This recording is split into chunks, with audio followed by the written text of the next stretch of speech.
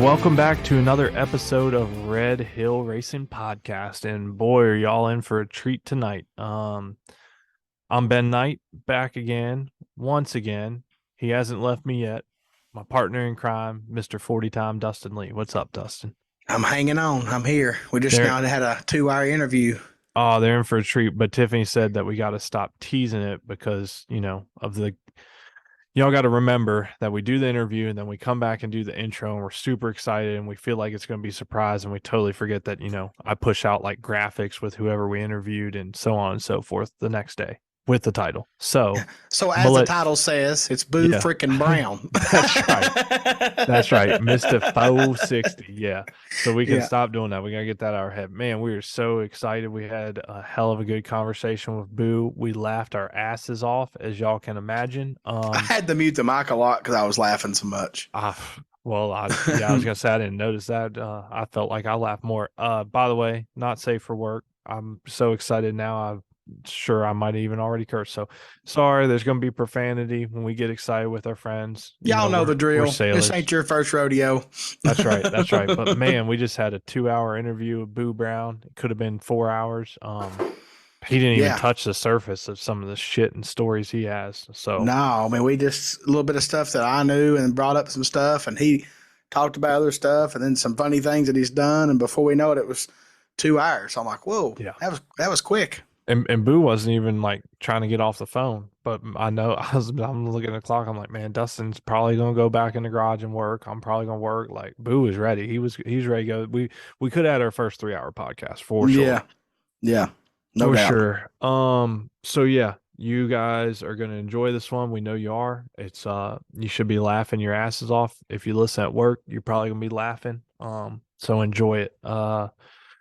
We got some flack and some memes on this last week. We're changing the laundry duties to the due diligence. It wasn't really flack. He just said he thought about us when that woman's right.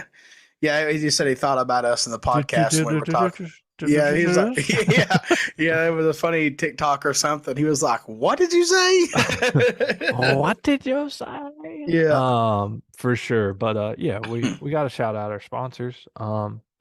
Wouldn't be possible without them and without you guys. You Patron, and website subscribers, y'all are making it happen. And so appreciate the support. Yeah, we got some new subscribers on the website and Patreon. We actually had one this morning. Shout out to Wesley. Appreciate you messaging me and asking about it. So we'll do a giveaway here and shortly.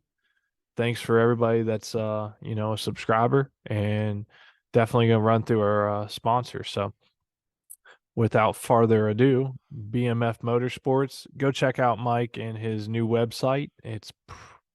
I'd say it's 95% done. So bmfmotorsports.net. We've got our little new creation, University of Win. I don't think we touched on this last week, man. We have 3 winners so far in the last 2 weeks, and one was back-to-back, Mr. Adam Sharon. Hopefully I didn't butcher Adam's last name. Sharon, how would you say it? Well, the hillbilly would say Sharan, but Sharan, that's probably actually sounds better. Yeah, Sharan. So anyway, sorry, Adam. You're our boy. And Daniel Patton, he won Midnight Madness the other week. So yeah, the members are winning. We're not taking credit for all of it, as I don't know if y'all saw our post, but look at it this way. If you take one little piece of info, one little tidbit, and it helps you win one round during a day, all the rounds matter. So you're not winning a race by not winning all of them. So that's the way I look at it, at least, right? Yeah, no doubt. So shout out there. There's still room. Join up, and I promise you won't be disappointed. Shout out to Val and Energy Coil. Need ignition stuff, advice, give Val a shout. Night Marketing Group, Dustin's Baby, Hard Times Parts and Service. What are you going to say? If you ain't sliding, you ain't riding? You talking about MTC? No, I mean, yeah, but isn't that the slogan? You come on, man. Well, you're running out of steam tonight for the Hard Times Parts and Service. Yeah, I'm saying we're talking about the MTC clutches. Oh, MTC, yes. If you ain't sliding, you ain't riding. You said Hard Times Parts and Service. So I know I was shouting you out, but I mean that's what, are you not like the most prolific MTC dealer? I mean, if I strive to be number one at everything I do in life. Oh man, if you need parts, give Dustin a call. He can get you whatever you want, pretty much. Also moving on, we got Montgomery Motorsports. We got Kevin at Manchester Mines. We are so close to this next big giveaway. We're over 7,600 downloads, 10,000 downloads. Giveaway, you get to choose between a set of energy coils, a BMF Motorsports tank shell, or Kevin at Manchester Mines will do a short neck frame service. Then we got Schnitz Racing, Platinum General Services, MTC Engineering, Penske Racing Shocks, MPS Racing, and Worldwide Bearings. Shout out to the sponsors. Whoa! Sorry, I didn't have my phone out for that because I already went downstairs while I was saving another. All right. That's all right. Let's see. You're not going racing this weekend, correct? Weekend off? If you don't live under a rock, you know that the Trunchable is like 90% ready. And I'm probably going to go Friday and shake it down a few times and just make sure everything's good before I get it dyno tuned and blast Old Faithful a few times just to make sure she's good to go. Man, almost a weekend off for you. I had a weekend off last weekend. Oh, all right. Fair enough. As y'all will hear at the end of the show, I am not going to Man Cup because I have an obligation to assist my brother and be his pit crew for a different type of race. He's running 100 miles through the mountains this weekend. So, yeah, that'll be fun. Yeah, another reason why I'm not going anywhere out of town like Rockingham this weekend is because I have SDBA next weekend and then XDA the weekend after. Yep, and no 3 in a row for you. I mean, I just don't like that. I gotta have some time with. I got a big yard, and I call it Momageddon, and I can't have my wife mowing the yard every week, so I got to do it too. Fair enough. On that note, there's still time to pack up, load up, whatever you want to do. I feel like I've not did as well of a job as I wanted to with this, but I do have this schedule I threw together. So, Man Cup, obviously, this weekend at the newly revamped Rockingham Dragway. I really wanted to go. It just didn't work out. So we'll shoot for make the August? Next one. Yeah. But yeah, go support Hollywood and Man Cup. Support any series, whether it's your local track, whether you can make it to Man Cup. Also on the calendar, I am showing AMRA, which is, I believe that's a Harley-based series. Yep. Correct. Yep. Mm-hmm. They're at Summit Motorsports Park. So if you're up that way, I've actually never been. It's on my bucket list to go to. Man, from what I've seen, that's a beautiful, beautiful facility up there. Yeah. That's a track that I would like to go to too, but I want it to be where my girls can come and go and make like a good time out of it versus just me going and racing. You know, that place is nice. Sure. We'll try and figure out something in the next couple of years where we can all go. That'd be cool. So if you're into Harleys or if you're just in the area and want to go check it out, AMRA's racing this weekend. That's all I got for this weekend as far as series and schedules. Like I said, if you have a bike event, email us. We'll add it to the calendar. I'm trying to do a better job to shout out any and every series. Coming up the following weekend, just kind of a little look ahead. As Dustin mentioned, SDBA is back in action. Where are they racing at? Steele, Alabama.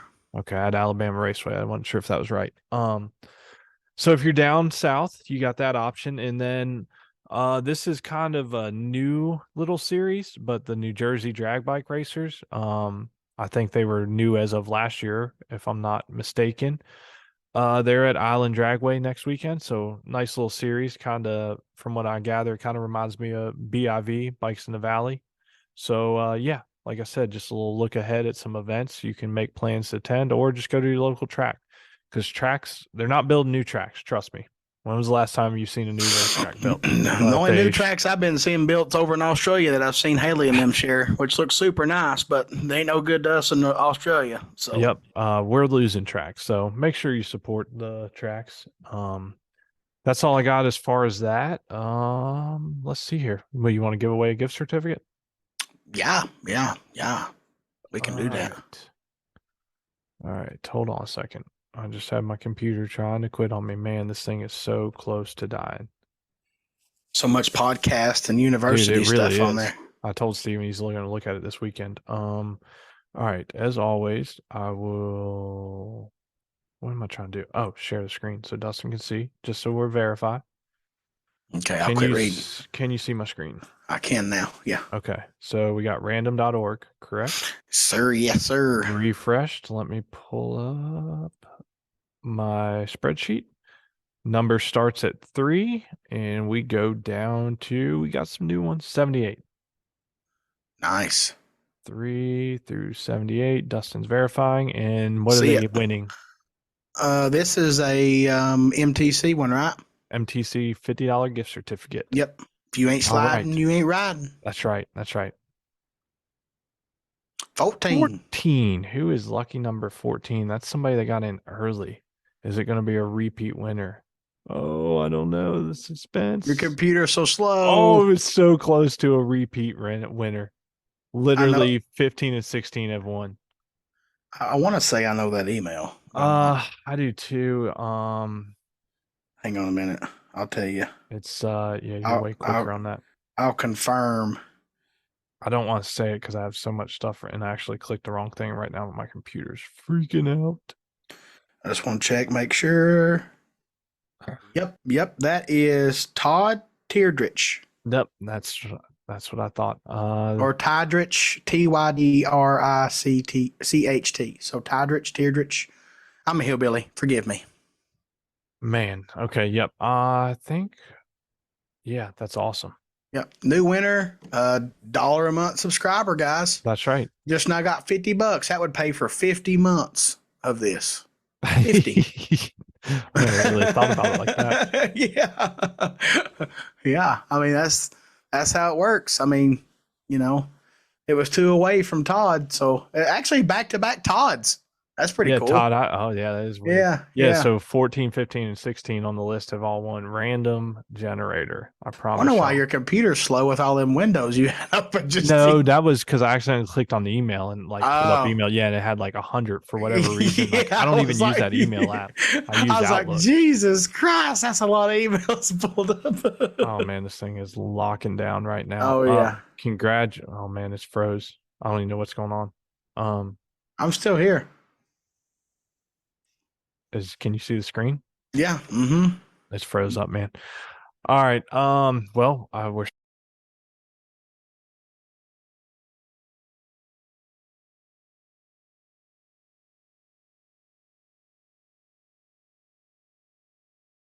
if everybody's been paying attention.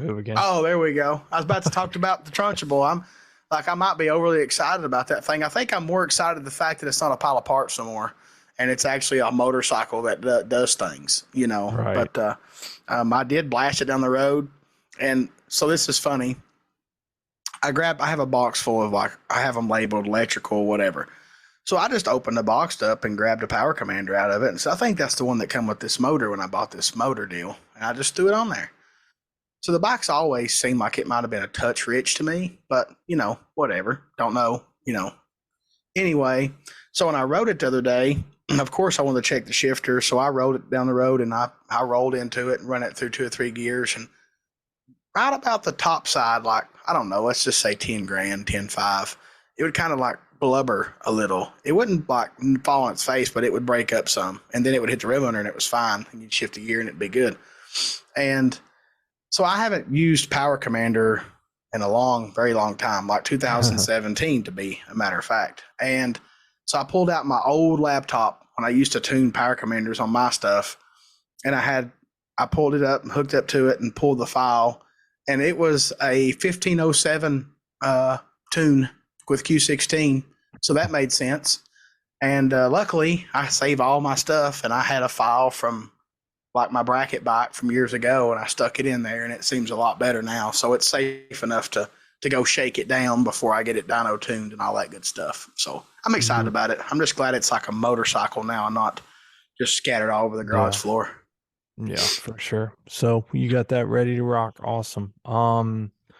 Okay. So this is basically going to put us at close to 2.5 hour podcast, probably 2 hour, 15 minute. Shout out once again to Todd. He's also a University of Wynn member. So we appreciate that. Not only supporting the podcast, but part of the school. And I hope you guys enjoy the Mr. Brown. 460 Boo Brown show, and hold on to your pants and if you got kids around, hand them some earplugs or something, because they're probably going to be curse words.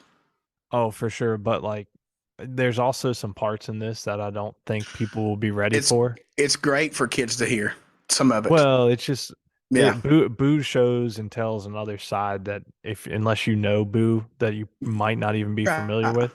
So it's awesome. We're super excited to bring this one to you. Nothing against our Amish friend, but we love him too. He also, shout out to the listeners. This is cool. We need to say this. We were looking at, I told Dustin earlier, but I sent him some stats on the podcast, right? Yeah. Needless to say, Dustin and I are clueless. So text Lauren, our awesome podcast consultant lady. We love her. She's the best. I'm like, Lauren, makes sense these numbers. So what I had seen, it was like, I don't know, we were ranked like 960th or something out of U.S. sports related podcasts. So I'm like, I don't know if that's like good or not. Like, what is there, 1,000 podcasts? We're 960. Nope. She said there's 50,000. So we were in the top 1,000 out of 50,000. So shout out to y'all, because apparently we're kicking ass, and it's only because y'all are listening and enjoying this and supporting. Yeah, and we've only been doing this for a little while. This is our 21st episode. So I think so. Yeah. We appreciate you guys listening somehow. I mean, we don't get nothing. It's just like a personal prestige to be thankful that we're in the top 1,000 of 50,000. That's pretty cool. Yeah. Really, I think the other podcasters in the motorsports just must really suck, to be honest. Other than the 959 that's ahead of us.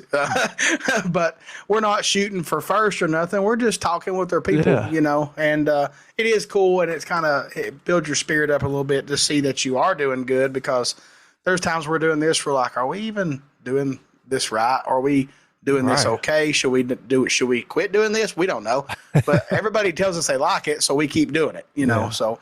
But Dustin will tell you that he saw the text that Lauren sent me. And he was super excited. Yeah. She was like, y'all are crushing it. That's insane. Yeah. So obviously we're doing all right. So maybe we found another calling for us. We just got to do a little bit better on having content, because we didn't have even a plan this morning, and then Boo jumped right in with us. So we hope you enjoy the show with Boo. And if you're listening and you ain't subbed up for $1, do it, because you could win 50, and that would pay for 50 months. Yeah. So you never know.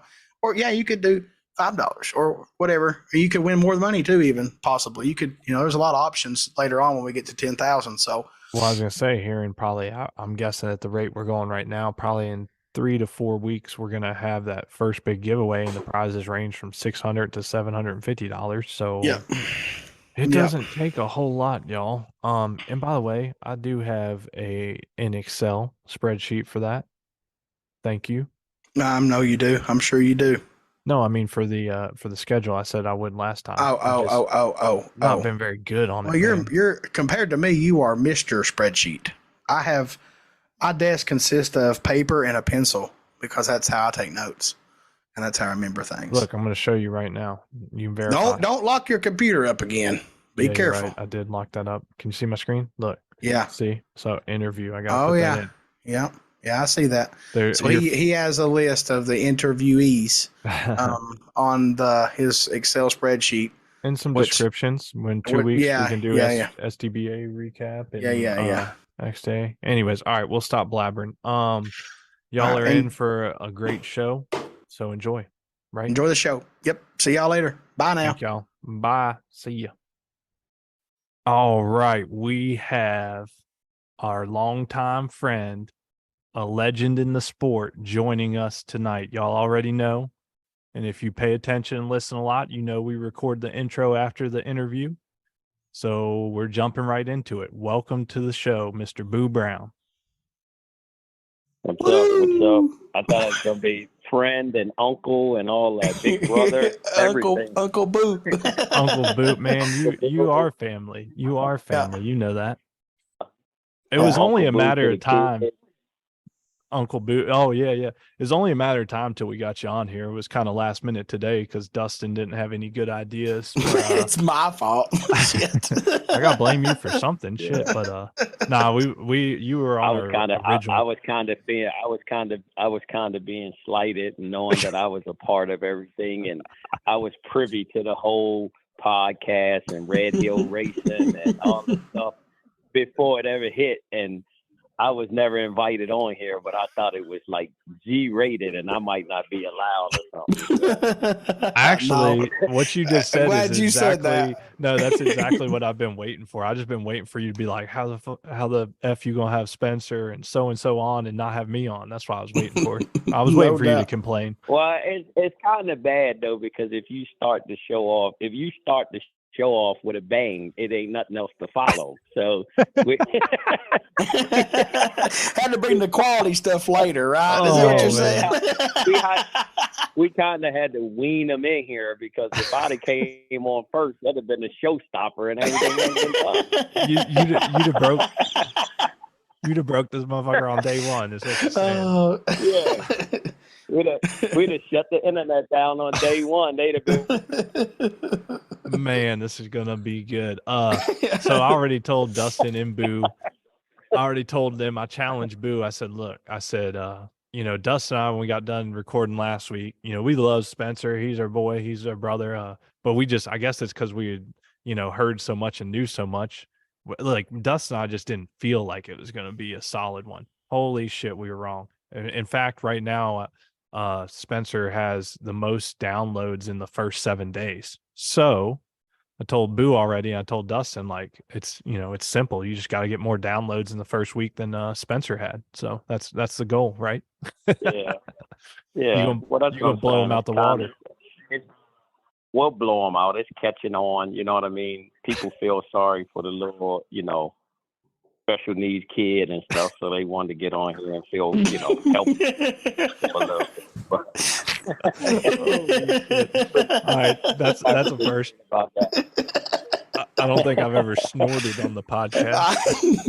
Oh my God! Oh Lord Almighty. Okay. Well, look, if anybody that's listening to this doesn't know you, then I don't know what rock they've been hiding under, but just go ahead and give the listeners a little brief background, because I'm not trying to age you or nothing, but you've been racing for probably almost as long as Dustin and I've been kicking it. So you want to give a little background to how you got started? I can pretty much, just guessing on y'all's age, I've probably been racing now as long as you two been born. So well, that's what I figured it was close. and definitely my kids are like close to y'all's age or whatever. Some of them. I started out racing and actually on a bike in 1984. Holy 85. So I had street bikes in the 80s. I had a couple street bikes before I even had a license and stuff. And I was still in my dad's scrotum. I wouldn't have put it like that, but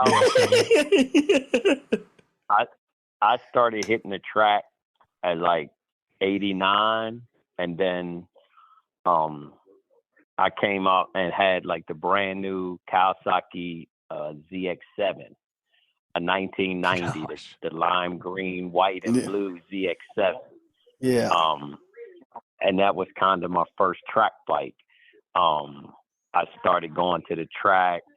When I rode it on the street, I got, a couple guys that a lot of you guys probably know, and there's some funny stories I'm going to tell y'all. But so when I was 16 years old, I was, kind of I wouldn't say a hoodlum. I was just, I was a raw young kid and was out there doing things I shouldn't have been doing and whatever, but I just wanted a bike. And I had my mom took me to a motorcycle dealership because that was her way of saying, okay, we'll help you get a bike or do something if you just behave yourself, And straighten up. this is a story y'all probably never heard, and it's gonna be funny, but I don't think so, but that makes sense. So I went to the motorcycle dealership at like 1986, 87, somewhere around there, and I went to go buy a YZF 750 Yamaha, which was like the hot ticket at the time. It was supposed to be a really fast bike. And I went in there to buy the bike with my mom. My mom was going to sign or whatever because I was underage. And when I went in the dealership, there was a guy in there, and he was telling my mom and stuff about, you know, oh, this kid, can he ride? And I'm like, yeah, I can ride. And he's like, yeah, well, we had people, somebody came in here and bought a motorcycle, and as soon as they left out of here, they crashed and did this. And, you know, and I was like, okay, but I'm not going to do that. You know, well, I race motorcycles. This is this guy saying it. I race motorcycles, and I do this and I do that. And I'm just like, dude, I don't care what you do. You know, I want this motorcycle. Will you just sell me the daggum bike, dude? So he convinced my mother that I shouldn't have it. Meanwhile, he's a salesman in a dealership, and he wouldn't sell me the motorcycle, right? So my mom goes, I'm not signing. So I literally told the dude, I said, man, I'm going to tell you, if I catch you outside this dealership, I'm going to kill you. If I find you anywhere, I'm going to kill you. Right? And my gosh. Funny to say, and listen, and he will tell you this story to this day because he is now like a brother to me. And that's Ronnie Reese. Oh my goodness! I kind of knew who you were going to say on that, but that's fun. Crazy. I didn't know that. And I didn't know him. You know what I mean? That was the first time you met him, Ronnie? That's the first time I ever met him. I told him I'm going to kill him. I'm going to kill you if I see you on the... I could see you getting mad, too, like he just now messed up your whole plan. You know what I mean? I was furious. Like, I was furious. So, fast forward like 3 years or so, I ended up buying my ZX7, and I'm riding on the street, and I was dealing with a body shop and doing stuff like that. And him and Chuck, Kay, and you guys don't know him, but it's a couple guys that used to race with us, was brothers Kevin and Rod. And Kevin, rest in peace, he passed away on the street riding a bike, but he was another guy that raced with us and stuff like that. And they were trying to pick me, like, you know, like, you want to race that bike? And he had like a ZX6. You want to race that bike? You want to race this? Do you want to do this? And so I just started thinking in my head, just a logical thing to like, they got tricks. Like, they're trying to do something, you know? And like, I'm just not going to fall for it, right? I'm like, I'll race you, blah, blah, blah. Well, the type of person I am, and with that type, with anything, I wasn't a racer at the time, but it was like, they're trying to do something. I'm going to learn how to race. So my dad was in the cars and not really, you know, he used to have street cars and different stuff, but we had always went to the racetrack. So I started going to the racetrack, and I asked my dad about this track, which was Summer Duck, that we used to go to as a kid in Buzz Creek. So I had a pickup truck, didn't know how to get my bike up in the pickup truck, but my mechanic, which happened to be Andre, I started dealing with him, and I was going to the racetrack 4 days a week, if not 5, and learning how to race. I was burning the clutches out my ZX7, and I found Andre and just started paying him every week. Fix my bike, whatever I got to do, make it faster. I want to beat everybody, fix my bike. Well, he ended up making a 750 when he would just tell me, go learn how to ride. I'd come back with a stack of tickets, and the bike couldn't move because the clutch was welded together. And I would hand him the ticket, and he'd go learn how to ride. So he was like, man, I got a money tree right here. Well, it's like the big brother just saying, well, he was being honest. Like, I know. I'm just messing. I know Andre too. You just don't know how to ride. You know what I mean? So I'm like, all right. So I go back again, and I ride. And then finally he knew I could ride. And it was like, all right, now we're going to make this 750 fast. So I made the 750 fast. He made it fast, and we started going. Like, I was curious about people that went to Pro Star, and I would hear about Andy Bomback and Tony Tall and all these different people that when we started, they were already traveling to Pro Star, where all we really knew was Budds Creek. Right. And they would say, "Oh, he was number one in the world." You know, in the world was Pro Star. You know, Mm-hmm. so I'm like, well, man, how does he get a national plate?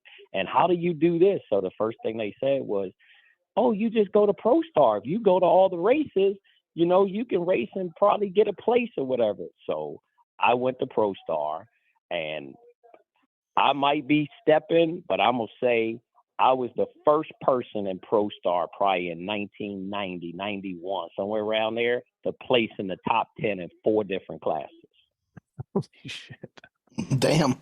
I mean, I don't know enough of the history, but that sounds pretty ridiculous. But that's what I'm saying. I know it was rare that people even raced that many classes. Well, that's what I was going to say next, because I mean, you know, that's the biggest thing that Dustin and I've talked about for years. It's like people are like, oh, y'all win all the time. Well, there was a point when Dustin and I would run no less than 4 classes every event, maybe 5. I mean, hell, I winning one, buying 7 tech cards. Yeah, I mean, like that. Yeah. If you win 1 out of 5 classes, you pretty much got your ass kicked 80% of the time, right? Yeah, I mean, you don't just buy 1 lottery ticket. You know what I'm saying? So that's the way I look at it. Yeah, but awesome. I was like, I can't remember like the things back then, but it was like some of the things that I was doing back then, and it might be, I mean, some people can come in and can claim different, but I knew what I was doing and I was looking around. But like back there in 90, 91, 92, I was probably one of the only small tire bikes in the 820 class. Push button start, clutch, riding it back. You know what I mean? Like that was different, where people had big tires, sliders, and was running 820s. I had a small tire push button start bike. 2 of them that did that. What bike was that? So that was a bike that I had that was a small tire. It was a conversion, and I redid everything. It was actually Andre's bike that I bought, which was that copper color 82 or whatever GS. He used to run like 850s, no bar, with a small tire, with all the factory stuff on it. So 850s, no bar back then, with a push button start with all the gauge clusters and headlight and factory tank and all that still on the bike. He was running 850s, no bar. Yeah. Wheel standing and doing all kinds of stuff. But we had a good time to me. Yeah, we had a lot of trick bikes. I bought it from him, and literally I went from ZX7s to ZX11s to GSXRs. And I mean, I got on that drag bike and just thought, you know, I could ride anything. And man, when I first let that clutch go and that slick grab, I like to wipe the whole Christmas tree down up in that car.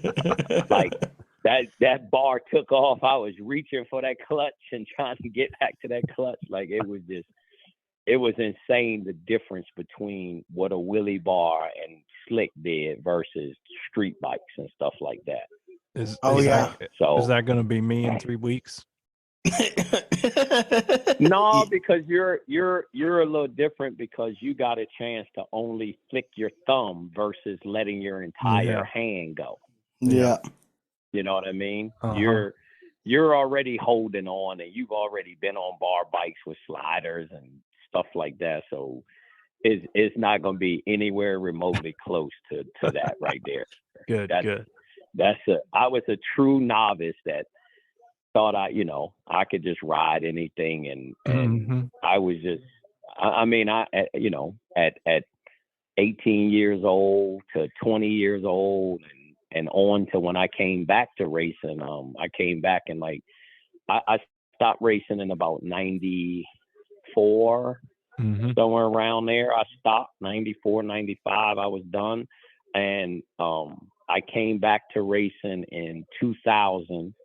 I had a ZX11. I rode my cousin's GSXR 1100, And then I really got back into racing. I bought my first Hayabusa in 03. So I bought a brand new 03 Hayabusa, and that just basically started me back full-fledged. And I've been doing that now solidly for the last 20 years. Damn, yeah. So basically racing all together, I got, 35 years at the racetrack. Yeah. And a variety of classes too, like from street bikes to no bar, kind of bar back bike chassis with no bars. I mean, everything. Yeah. I went, was the outlaw bike or whatever? Yeah. So at the process of that, I had a street bike 03. Between 03 and 06 and 08, I bought street bikes. I had a few killer like Grudge, Hayabusa stock wheelbases. Dustin and I got a funny story about after 08.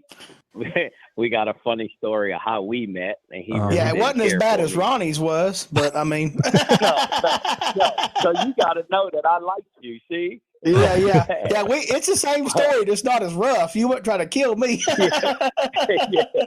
I can't believe you. I mean, I can believe after you told the story, but the fact that was Ronnie. Yeah. So hold on, one step back though, real quick. Ronnie had to be pretty young at the time too, though, right? Well, Ronnie and Chuck got me by a couple years. Okay, so they were still young. 17, they were 19. Yeah. They were. Ronnie's been in the bike business, forever. Yeah. So he's been a general manager, and that's what he is now, in the dealership and all that stuff. And so they were young, and that's why I was kind of offended, like, who are you to tell me I can't ride a motorcycle or I can't get a bike? Yeah, that's kind of what's funny is that Ronnie was young too. I'm sure I'm sure he was looking out for me, but I don't need nobody to look out for me. I look out for myself. Yeah.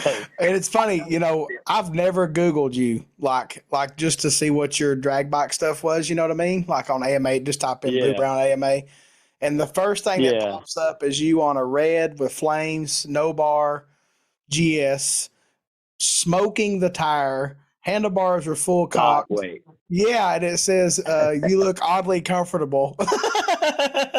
The bike is legit upset, and you're just wide open, just doing your thing. So that was a funny thing. And we talk a lot about us. All of us together. We always talk about different things of being able to ride and race and do different things. And the main thing to me is with a lot of people is you have to be in life and racing and everything you do, you got to be honest with yourself, right? So if you're going out there, and we're all hard on ourselves to say, we're stinking it up, I'm riding like shit. I'm not doing good. I'm riding like shit, or I'm racing like shit. I've heard you say, I suck many a times. Like after we lose, we do that. Yeah. People that don't, like, they won't ever say that. They'll blame the motorcycle, or they'll blame the mechanic, or they'll blame this, instead of looking in the mirror and understand, like, one, you're a rider. When you can really ride, you can and you can tell the bike, like, me and my son have conversations about it. Like, we just went to VMP to race the shakedown race. Well, the first pass I made on the bike, the first thing I told him is, hey, it hazed the tire at the 60 foot. I could feel it, blah, blah, blah, blah, blah. He goes, it didn't look like it. I'm like, okay, well, we looked at the 60 foot. We looked at the graph, and it showed it hazed the tire, right? So that's the difference in understanding when you get on a motorcycle.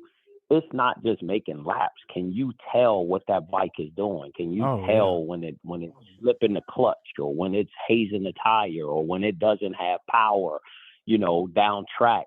To be able to know those things is a whole different breed of a rider. It's not just, you're not just on the bike going down the track making laps. You're actually a rider. So you can give back that. And that's where, like, to me, I do want to say that 95% of the time, or maybe 90% of the time that a racer loses, it's our fault. Like there's very minimal margins that it's like not our fault. You know what I mean? Like the bikes do break sometimes, or maybe you just get outperformed and you still done good, but it's usually our fault most of the time. It's people doing it like, I mean, there's things going on, and you may be in a different type of riding thing, and I've just had really conversations, like I've said to people, like a lot of people see it, but lately in the last year or two, I struggled so much with my motorcycle that I've even developed a bad habit of riding where I'm like cocking the wheel on my bike, right? But I know when I leave the line, the wheel is cocked and I need to straighten it out before I put it down and do certain things. I've had conversations just recently about stuff like that, and I'm trying to do better. But the type of person I am, you know, like one race I raced, and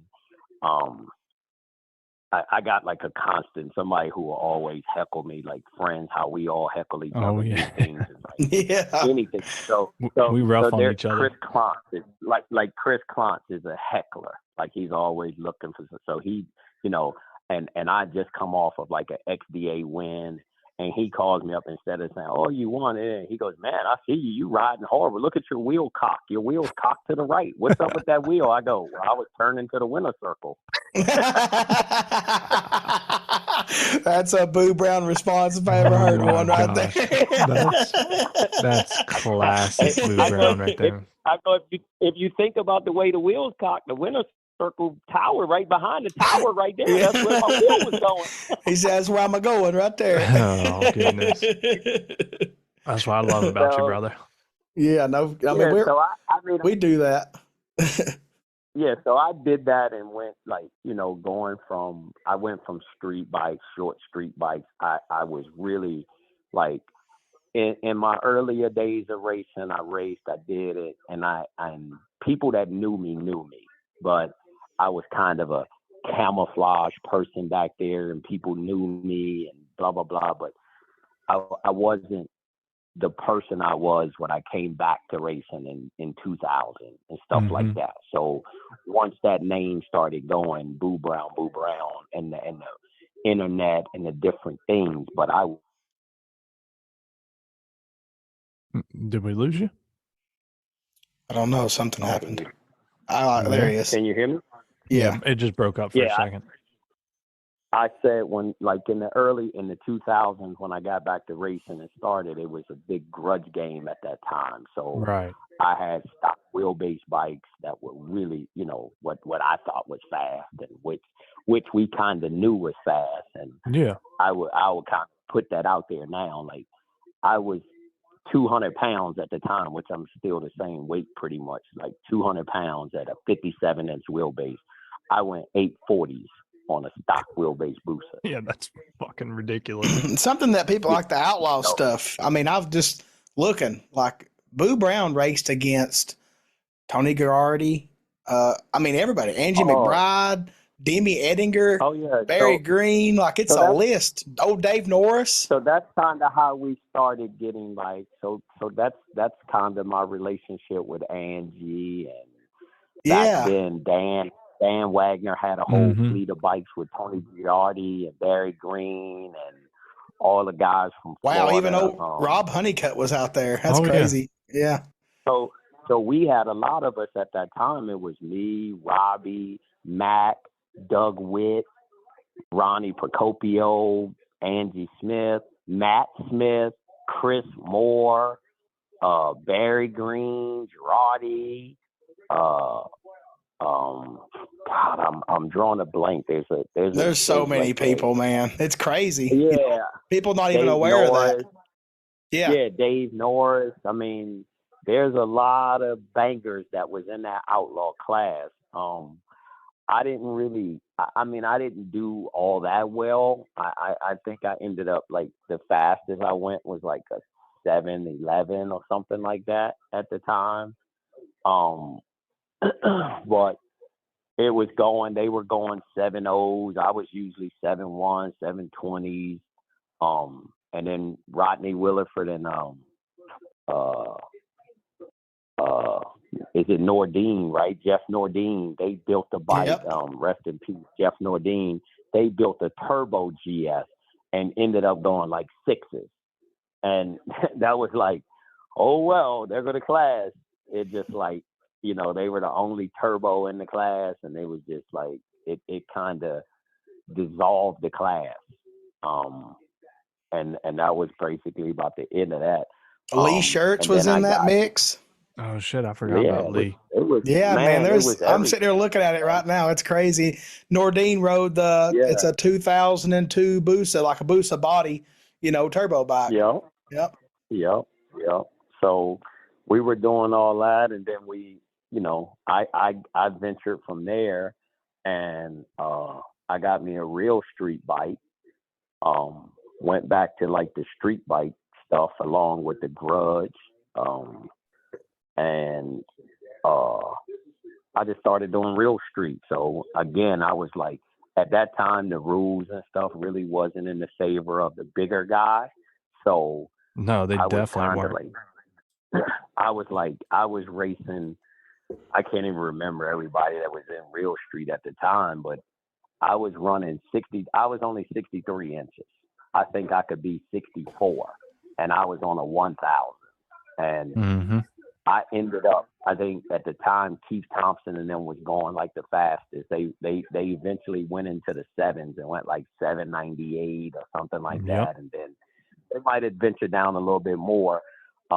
Back then I was running 81s, you know, 820s. And then I got down in the O's and I ended up going like an 801, 179, I think, or something like that. And they were just dipping in the 6s. So I really felt that was a big accomplishment, that I could ride with the guys and be, you know, whatever. And the only real hope that I had was my Grudge racing was just cutting lights, just chopping their head off at the tree. So it was like, that was my game plan. Like, if you're not going to cut a light with me, then, you know, that's the only hope I really had. And I would do it. And I got a number of them. They would either go red or mess up or do whatever. I actually went to a finals in the real street with me and Ricky Grayson. I was about to say that you raced Ricky Grayson in the finals at Myrock. I just now looked it up and just reading about it. Yep. So I was going like 8-1s that weekend. It was funny, and I'm sure Ricky would get a kick out of this. Like, I watch people put up stuff and like videos, and I'm never like, you do what you do for yourself, and like, I don't care. I'll put all 8 passes of mine up, win or lose. You know what I mean? Whatever. And it was funny. So Ricky was, you know, he had his notoriety and his stuff and his social media, and he would post stuff, you know, and it was like, you know, Ricky went on this pass, 804, you know, Ricky on this pass. And at that time, that's when we were all dealing with like Psycho Bike, you know, or whatever. Oh, yeah. And so Ricky and I raced down there, right? Nobody could find that footage, right? But Ricky had it. And I was like, well, Ricky, where the pass at with me and you?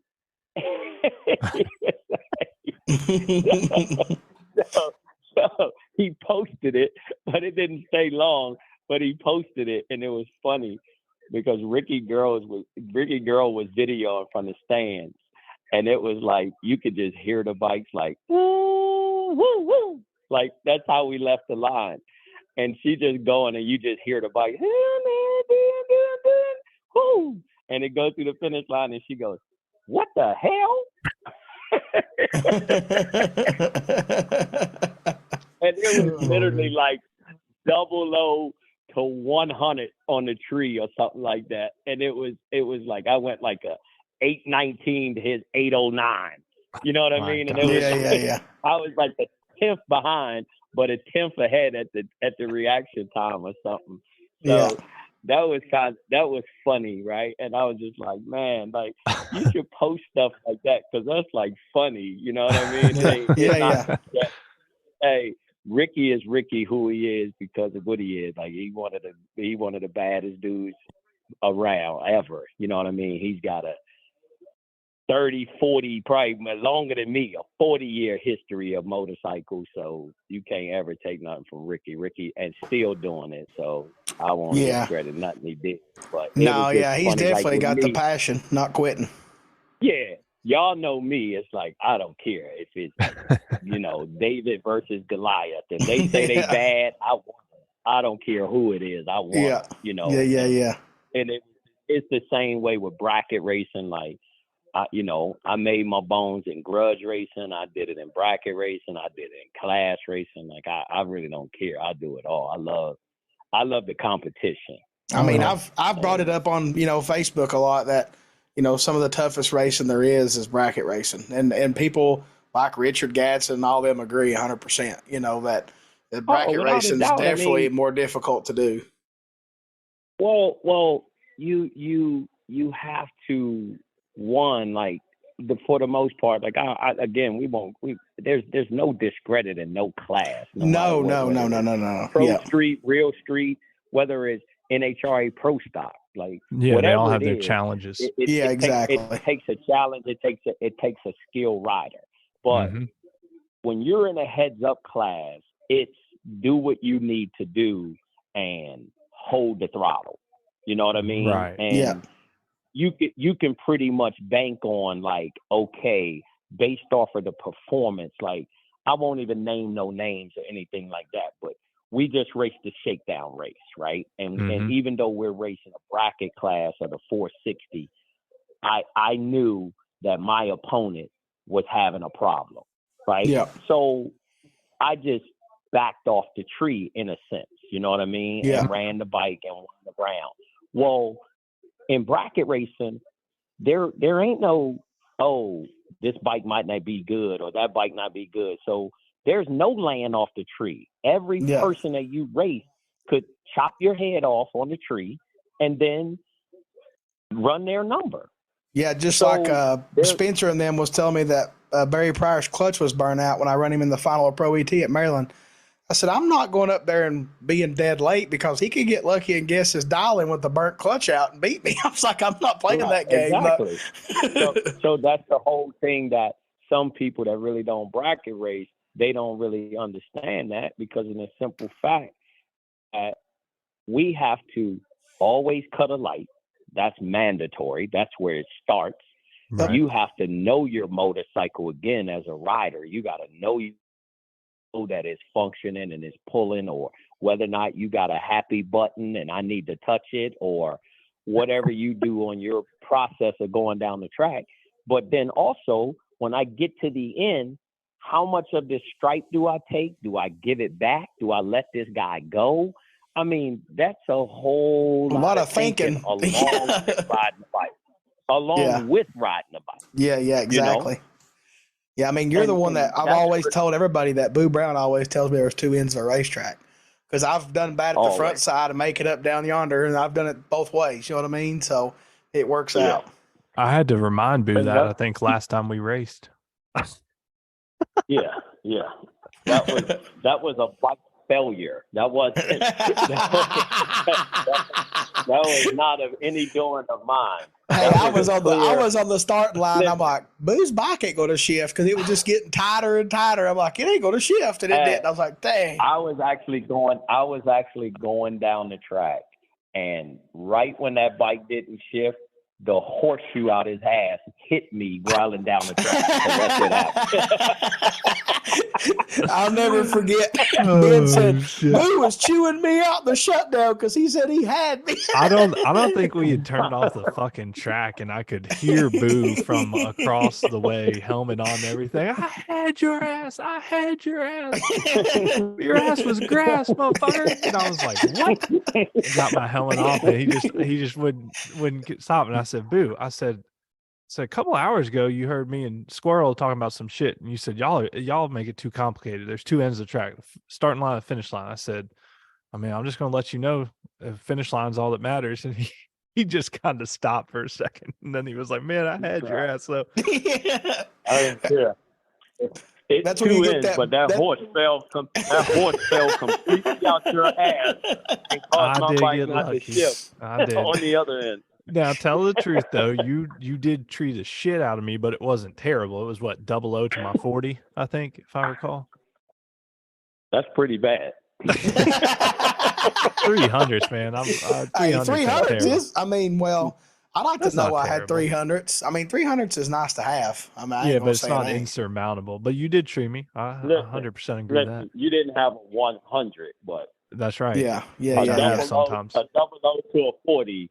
I had a lot of room. You did. Boo said that he could have foot shifted and still had a chance, is what he's saying. Yeah. Oh man.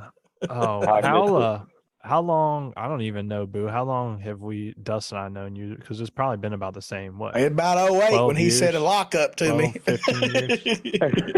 Yeah, you want to tell that story? Who wants to tell that story? So I'll let Dustin tell a story. Look, but we all knew, like, Ben and all of us traveled from Tennessee to go race at Rockingham, right? And we all knew Boo. We knew Boo was always winning, right? But we also all knew. Then. Yeah, and we also all knew that if you sprayed Boo, that he's going to take the stripe most of the time. And that was just something we knew, right? And Boo caught on to it later on, But anyway, I was in the lanes and I was just standing there, and Boo's bike at the time was identical to mine except shorter and had chrome wheels. And I was just looking, and his cover had like it was a modified stock cover and had like an access on it, like a hat. And I'm like, what clutch do you got? And Dude was just chilling on his bike, Boo was just like, being cool. He looked up at me and he just said, a lockup. And my first impression is, that guy's a dick. Like, he was just the way he said it. The way he said it, I'm like, man, what a jerk. Like, I hope I race him. I'm going to spray him and drop him. That's what I told myself. And then now, look, we're best friends, and he don't want to, he didn't tell me he wanted to kill me. He might have thought it, but he didn't tell me. I didn't want to kill him. I till this day, I'm still defensive. Like yeah. But it was like, I just answered your question. Yeah, I was always like, one of the things that I've always done, and I'm sure a lot of people, and we're gonna touch on that too, but a lot of people will say how I am with kids, I am to people. Yes. Like, I mean, people in general, kids, it doesn't matter. I've always been a person of respect, and no matter what I've done in my life, nothing. Like, I am no different than anyone. So I knew what it was like for me as a kid.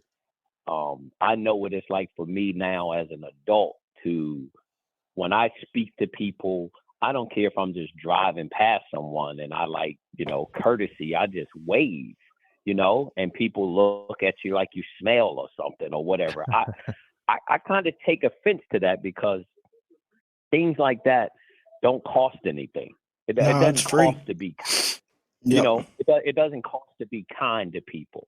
And, at the racetrack, we have these kids walking by, and even adults. I mean, they walk by, man, and you can see the starry in their eyes, the things that they're just like amazed at, some of the things we're doing and the bikes that we have. And like, what's it going to kill you to just have a conversation with somebody? I've seen you ask a little random kid in the staging lanes if you could get his hat. I've seen it.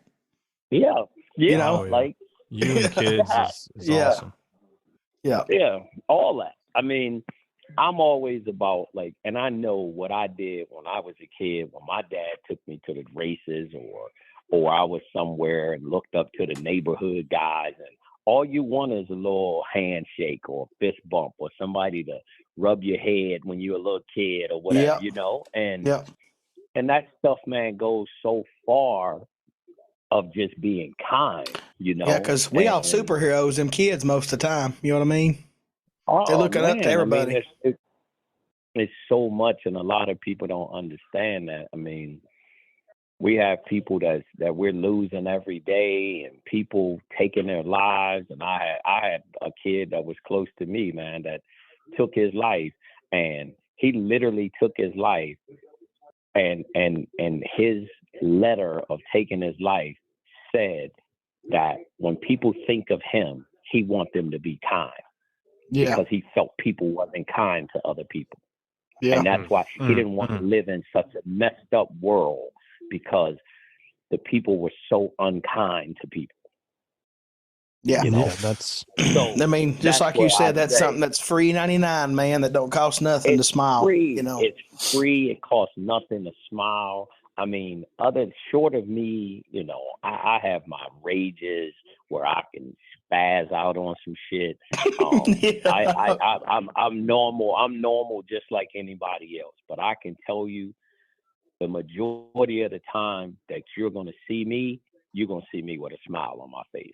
No, I mean, you're 100% right, dude. I've known you for what we say now, 12, 15 years, and I can hardly think of any time. I mean, dude, your bike could be fucking blown in half and you're still having a laugh. It's making jokes about it or something, right? Exactly.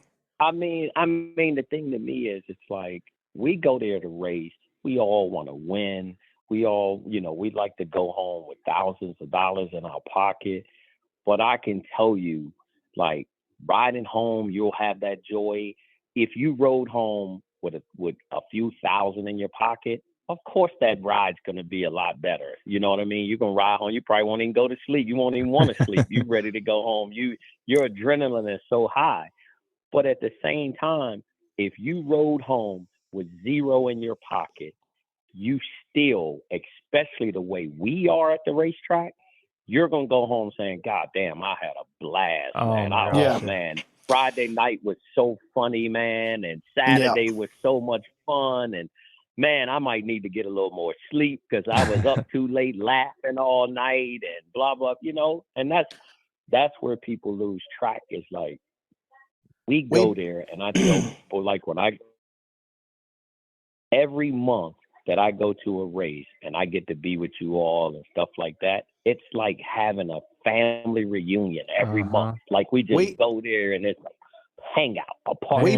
We preach that on here about having fun. Like, it seems like it comes up all the time about having fun and making sure you enjoy the time with your friends. We preach that. I was just going to say that, like, you don't understand how much Dustin and I said that, but it's taken Dustin and I years to figure that out, where you figured it out way before we did, Yeah. Like, there was times when I was back there. I was having, like, back in the early 90s, like, it was a party with all of us. Like people don't understand, like, the history and even though, like, the hard time that I give Robbie and stuff like that, like, we started racing together.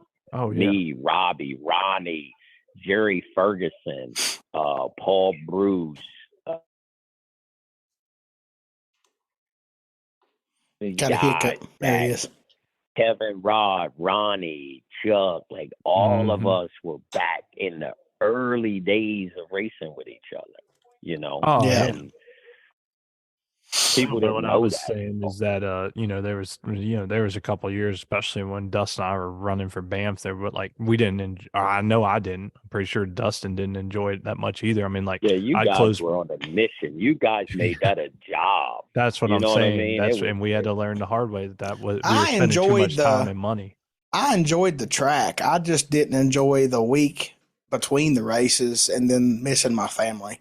Like, that's Well, that's the thing is, you turned it into, instead of me going where I was just enjoying myself and being with the people, like, right. and I had to win. And you had the space and the balance.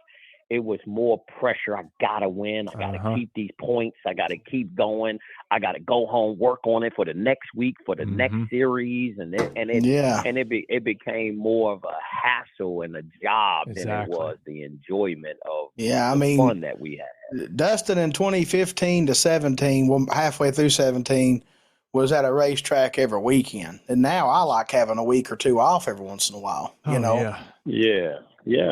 For sure. Now, I still work, but I do it on my own terms. Like, I'll work on stuff. If I got 2 weeks off, I'll piddle on my stuff and get it ready within that 2 weeks and not rush it, And it just makes it all a lot better and enjoyable, and you get to spend time with your old lady and the kid, and it's just better. It's balance. Absolutely. I told Mac that today on Facebook because he's, made a post about not going racing this weekend. Now, I know he's been doing it a long time, but it took me a long time to figure out a balance that I like. Like, I want to go to Rockingham this weekend, but I also don't want to race 3 weekends in a row, Right. Yeah, I got in it, and I had no plans of going there. like I said, I don't go around crying about whatever happens in my race program. I done had some adversity the last couple of years. And now just coming back, it's like I revamped. John Hall and I have done our program and said we were going to get things better. I made things better for myself, rewired my bikes, did stuff. And like now I feel like it's on point. And I just want to go. I want to challenge. They're talking about sometimes you got to reset it. 10 grand. Yeah, they're talking about possible 10 grand at Rockingham for 460, and I got to go try it. I mean, if I had a 460 bike, I'd probably be interested. You know what I mean? Like that's a good payout. Yeah, so I got to try my hand, and it's like I said, I like the competition. I want to go over. I had last night on my little scooter raffle, whatever. Chad Ott had a few things to say about I wasn't gonna win or whatever, so I made a personal thing to him. If he wanted to bet, I promised him that if he bet me and he raced me, he will not win that race. I promise. Guys, classic Boo Brown. Yeah, you will not win that race. That did Chickenhead take the bet? And I jab him all the time. Well, no, he didn't bet nothing. He didn't come back on there, but I'm gonna be all in his ass this weekend. If he wants to line up time runs or testing or whatever, we can line up. While we're talking about Boo Brown and betting, me and Ben personally seen. I'm telling it. Okay, it's my go ahead. Fucking story ever. And I feel like at this time, I want to say maybe that I knew you a little bit at the time. That was early Boo Brown. Yeah. We weren't like super tight. Like I think we would talk, at that point. But it was at MyRock at Rockingham, and I freaking witnessed this. So this is 100% a true story. Yeah, I know it for a fact that like you and I were starting to get become friends because I was up there watching you, and I was up there and I remembered like it was yesterday. Boo Brown was in the right lane. And I hate to say it, but I gotta say it. Shout out to our boy Barry Pryor. He was in the left lane. And if anybody used to go to the old MyRock at Rockham, y'all know what we're talking about. That shit was fun. I mean, it was betting all over the place. The starting line was crowded, and it wasn't just grudge, but like Boo was saying back in the day, like I feel like Rockingham was such a big grudge area that even MyRock come like. It didn't matter what was going to try on the track. Street ET, they were over there. That bet on whoever's burnouts was the longest. Yeah, they didn't give a shit. Oh, man. Yeah, it was betting of everything. And the funniest thing about that was it was a big Carolina crew and Georgia crew that come. Stanley, rest in peace, Bebe. Mm-hmm. Bebe was a part of it, and T-Bone. They were there, a whole Georgia crew, and it was just a thing of, man, like, and that's kind of where all that racing, where you race and you grudge race and you can kind of, like, people don't tone stuff out. They let things bother them. They do this, do that. But, like, that was a thing where you're lining up and they're screaming, fuck you, Boo Brown. Fuck you losing now. Hold on, let me tell it. And I'm like, go ahead. Let me tell it. So this is from my perspective. Boo was getting ready to spoil it, but you'll get his perspective too. As he was starting to say, like, and I was trying to set it up, like, there's literally 100 people like all around the wall. I mean, you see money out flashing, like it's a madhouse. Literally, it's like that, and it was that for Street ET or whatever it was. So Barry's in the left lane, Boo's in the right lane. I'm up there like close enough where I'm seeing this. Barry's pre-staged. Boo's getting ready to pre-stage, and I guess he heard everybody hollering. Boo Brown looks over to his right because he's in the right lane. That's where everybody is, at Rockham on that wall. And he said, "Oh, hell no, bet me 100, motherfucker," and like bet on himself before pre-staging his bike or whatever it was. He said, "No, you bet on himself." Staged the bike, Barry staged, Boo beat Barry. And then like afterwards, oh my gosh, what was it? Barry come up, you tell it from there, but I just know Barry wasn't happy because he was paying attention and he looked over, which it didn't matter because you weren't pre-stage. He was like, "Man, I can't believe you over there betting while we were getting ready to race." Yeah, he was down the bottom. "Man, you can't keep doing that. I'm over here looking at you betting and you fucking me up." And I'm like, well, what do I have to do with you over there? Like, that's your problem over there. Yeah. I can't help that. Like, and it was pretty bad, man. Like I said, like I everybody that knows me knows, like, there's no holds bar when it comes to talking. No when it filter. Comes to it is what it shit is. And filters and racing and betting. Like, I mean, my mother always told me, like, you don't need nobody pat yourself on the back. You pat yourself on the back. So I'm confident in myself and my racing and my ability, and I know what I need to do. But those guys, like, we used to, and I love all those guys, man. All Stan, all of them. Like, we would go at each other so hard and betting. And man, I would go down that track at Rockingham, and the return road, like, you're coming right back. Like, I would come back down the side right where they were at. And the chase road.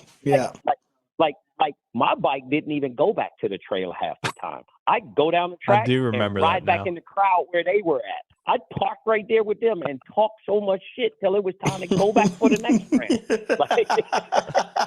That's I feel like I have quick wit, but Boo Brown has me beat on that. He's got it. Close. Yeah, he's got it beat. You are pretty quick. I've killed too many brain cells personally, but I mean, Boo is, I mean, just hands down, and like literally, I'll never forget that. That's probably my favorite Boo Brown memory. Is like literally you're on the starting line on your own bike and you bet on yourself. And then Barry was all tore up, and I love Barry. Man. Barry just. Man, Barry's something else too, and he is one hell of a talented rider and an athlete. I remember him. Hell, I think he pole vaulted like 17 foot or something crazy back in college. But, I wake up in the mornings like thinking about my bones hurting, and Barry goes running by the trailer with jogging pants on. I'm like, that's what I mean. Like, but I've seen Barry do some wild shit too. Like I've seen Barry get mad because he red light, and he'll just pull his bike up at 100 foot and wheelie it all the way down the track, like do some wild shit. Man. I used to ask him, man, would you stop so you don't tear your bike up, burn it? He burned a 1/8 of a mile burnout coming back down the return road because he lost or something. He was so hot, man. I was like, Barry, I hate to do that to you, man, but I already beat you. Don't tear your bike up, too. He got fired up at Maryland the last race because I went red right after him because he went red. It didn't matter no more. And he seen my red, and I didn't make a full pass, and he was beating himself in the leg. He was mad. Barry's competitive, but he's a good guy. It's so funny. It's so funny to watch him now. And, like, he and I raced so much, man, like Rockingham and this and that. And we would go back and forth. Like, we would bet each other. Like, before we went up, we were betting each other and doing all kinds of stuff. But it's so funny now because Barry's new nemesis is not me because he's just getting in the 460 and I'm not really doing too much racing. His new nemesis is Rico. So him and Rico just go at it. Like, they go at it. And Rico is just constantly telling him what he's going to do to him and what is this and that. It's like so funny, man. And Rico cut out. You coming back? You cut out. Oh, did we lose you for good this time? How are we losing you? I don't know. We might have lost. Oh, there he is. It cut out, but you were saying how Rico was always giving it to Barry now, like giving him a hard time. Him and Barry just go at it, man. So he beats Rico. Rico beat Barry. They just going back and forth, man. And Rico got Barry like a couple times consecutively. He's like, man, that goddamn son of yours, man. Man, I love him, man. Keep him away from me, man. That's something else that's wild, you know. I mean, I know it is for you because he grew up with you at the racetrack, but for like Dustin and I to just see Reek, you know, when he was knee high to the bike and he was always at the track, always into something. And now to be, racing with man, him. he's already a great racer. Like, you give Rico 10 years from now, I'm hoping I'm retired. I don't want to be involved in that slaughter. He's going to wear us out. You know what I mean? These kids, I feel like them old people now. It's like these damn kids these days, you know? Yeah. Man, I got it. Well, I didn't even tell that story. Yeah, it's all kinds of stuff, man. And we were like that back with the racers when they were doing it. And, you know, you get a little older and it's kids out there now, man, coming up and they're real good. So Yeah. It's like the evolution of it's in damn video games, man. That's what the old people always said when I was a kid. It's in damn video games. I tell you flat out, like I'm always like, between my wife and my mother, like Rico's the air that they breathe. He can't do no wrong. So I got to kind of be the balance and say, hey, man, you're wrong. But like when he started racing, I mean, I just had what I deemed, just a perspective of racing. Like, man, this kid ain't going to come out and be, brand new on the bike and go rounds. Like, he's going to know what adversity is because he's going to be, 3-4 years before he probably went around or something, Yeah, the STBA, he started winning right off the rip. Oh, man. I mean, just watching, I never really paid attention to, or not say I didn't pay attention to, but I would say I didn't think he was paying attention as far as everything. You know what I mean? Where at 12 years old, I think, Dustin, I forget what year you and I won Galat together, but that was 2017 or 18. 17, 18 probably. Okay, so let's say 2017, Rico would have been like 12 or 13 years old, maybe 12 years old. You know what I mean? And he started riding my Hayabusa. That was the first time in the pits. Oh yeah. He started riding in the pits, and then we went to like Indy. I started letting him ride it down the return road, and so I got him acclimated to the bike. And then towards the end of the year, what I started doing and what I found most people don't do with people that's learning how to ride is they don't teach them how to do a burnout. So when that's they get the sketchiest part usually. That's the sketchiest part. So what I did was, and probably people never really understood it, or knew it, but I would have Rico every night at the racetrack before we put the bike in the trailer do a burnout. So I started teaching him at 13, 14. Yeah, I remember seeing how to do a burnout. Yeah. So once he knew how to do the burnout, it was easier, when the rest of it's easy. Yeah. Right. So 2019 or whatever, he was 15 years old, and it was the pandemic hit, and we were kind of itching for somewhere to race, and we went down to, I think the first one was Brainerd, wasn't it? Brainerd. Yeah. Brainerd, or so Brainerd was his first one. We went down there. Mac had a couple suits in his garage, and Rico put one on and could fit it. And he gave the suit to Rico.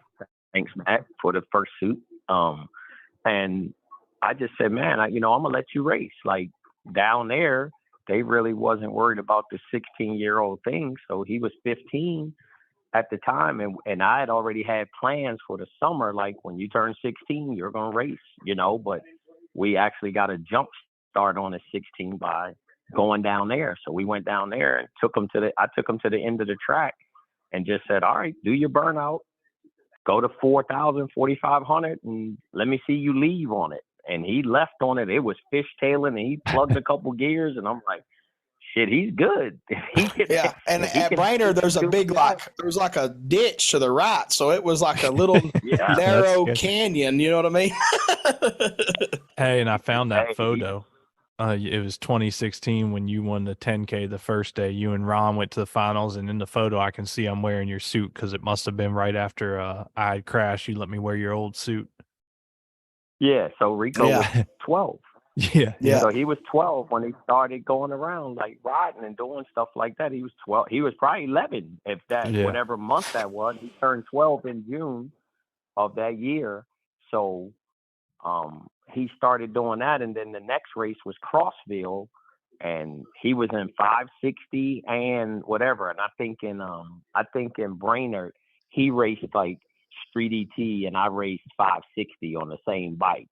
And then and we went to Crossville, and he made a pass on Street ET, and I want to say he went. I can almost remember it perfectly. Like his first pass in Street ET time run, he was 0:21. And I told him, I said, okay, well, he's like, all right, well, you do 560. And I'm like, no, I'm not doing it. Like, I need to see you do a pro tree now, you know? And I told him what he'd do. And he went literally in his first 4 passes between Street ET and 560, he was 0:21, 0:14, 0:12, and then like 007. Yeah, I don't want nothing. I want that. I say, and that was between that was a street tree and a pro tree. Yeah, you know, yeah. And I'm like, oh yeah, that's hard to I'm do. like, dude, I said, dude, I'm done. I'm not riding the bike no more. No, go ahead, ride it. I said, no, you race it. And he literally, in his second race, went to the last 3 bikes or so in both classes. Yeah, that's he made awesome. it to the semis in both classes.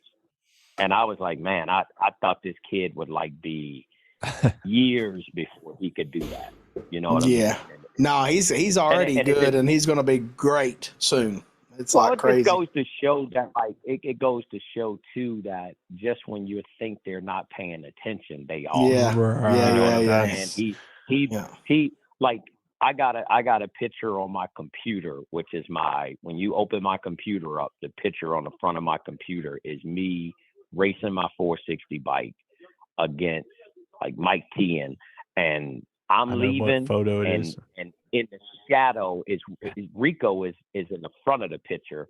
He's on one of my scooters, and he's leaving the line with us. 100%. You know what I mean? Photo's cool as shit. I know exactly which one you're talking about. So he was even there. He was already practicing leaving on the scooter when that bike dropped. He was already leaving, and I mean, we go back to, like, I didn't even know, back with Carson, Fields, and all them back in the day when they were all young and the same. And Rico down Rockingham on his little dirt bikes, he's racing all day, you know. And I'm not even thinking like, heck, man, all that transcended into him now. You know, he was basically learning and doing everything back then. He just wasn't on the racetrack. Oh yeah, exactly. Yeah, he's a bad little. Well, hell, I can't call him little. Hell, he's bigger than me. He's a bad, big ass young man. All of us. I know. Yeah, he's scary. Man, yeah, he's something else. I remember last year. I wasn't gonna say it, but I'm gonna say it anyways. There was somebody else I won't name. I tied up with them early on the race before in 560, and I'm not that great at 560. And I was like, just don't even worry about me. It was one of my good friends. Go on, which I was probably gonna get my ass kicked anyways. But I told them, and they went on. Won. You're talking about me? Yeah, I'm talking about you. But I told you beforehand. I was like, man, I was like, because I mean, obviously we're gonna try his chance the way they draw cards and all. It's just like shitty luck. It was like second round, and I know you were battling for points. I think it was like, I don't know, say the 4th race or something. I was like, man, I ain't being no parts of that, because it's just, you know, that's where I am in life. You know, it's like I want my friends to succeed, and at that point in time, it's like I'm in the off chance that I do happen to beat you second round. Like, that's terrible for points, and I wasn't in points, so whatever. You still did a pretty good job, but you laid up a little bit. So the very next race, I freaking locked Rico like second round or first round.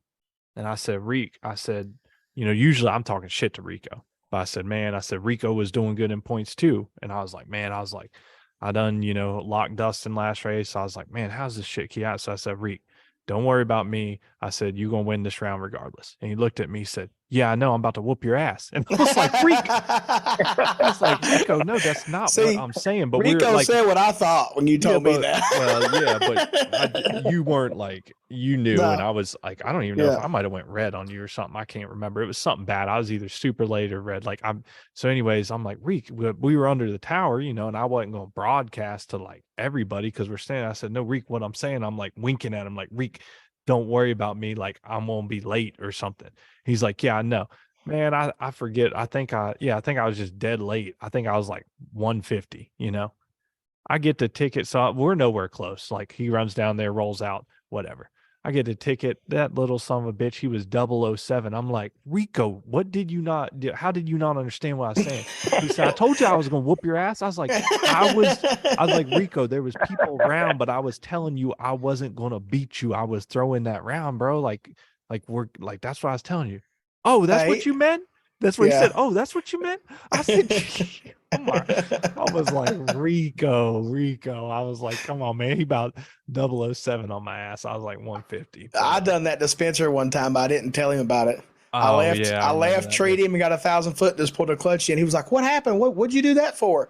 I'm like, hell, you got a better shot at points than I do. You're ahead of me. Go get it, you know? He was mad at me. I was like, I just want to treat you first. He goes, you motherfucker. That's what he said. Well, see, like that's why I told Reed, because I didn't want him to go red, because I know how good he is on the tree, and damned if he didn't. Like, he just didn't catch on. I mean, I get it, but it was hilarious because I'm like, bro, he was 007 on the tree. I was like, son of a gun. Man. No mercy. No. Boo, what's is there like any particular, I know it's probably hard for you, but is there, even if it's one or two, but is there like a particular race or something, achievement you've done in racing that you stands out? I mean, you've done so much damn shit. It's probably hard to. I mean, one of the things is definitely like the $10,000 bracket race that Dustin and I both won. Yeah, a lot. That was a hell of a good weekend. I think for me, thinking of you, Boo, as your first 460 win.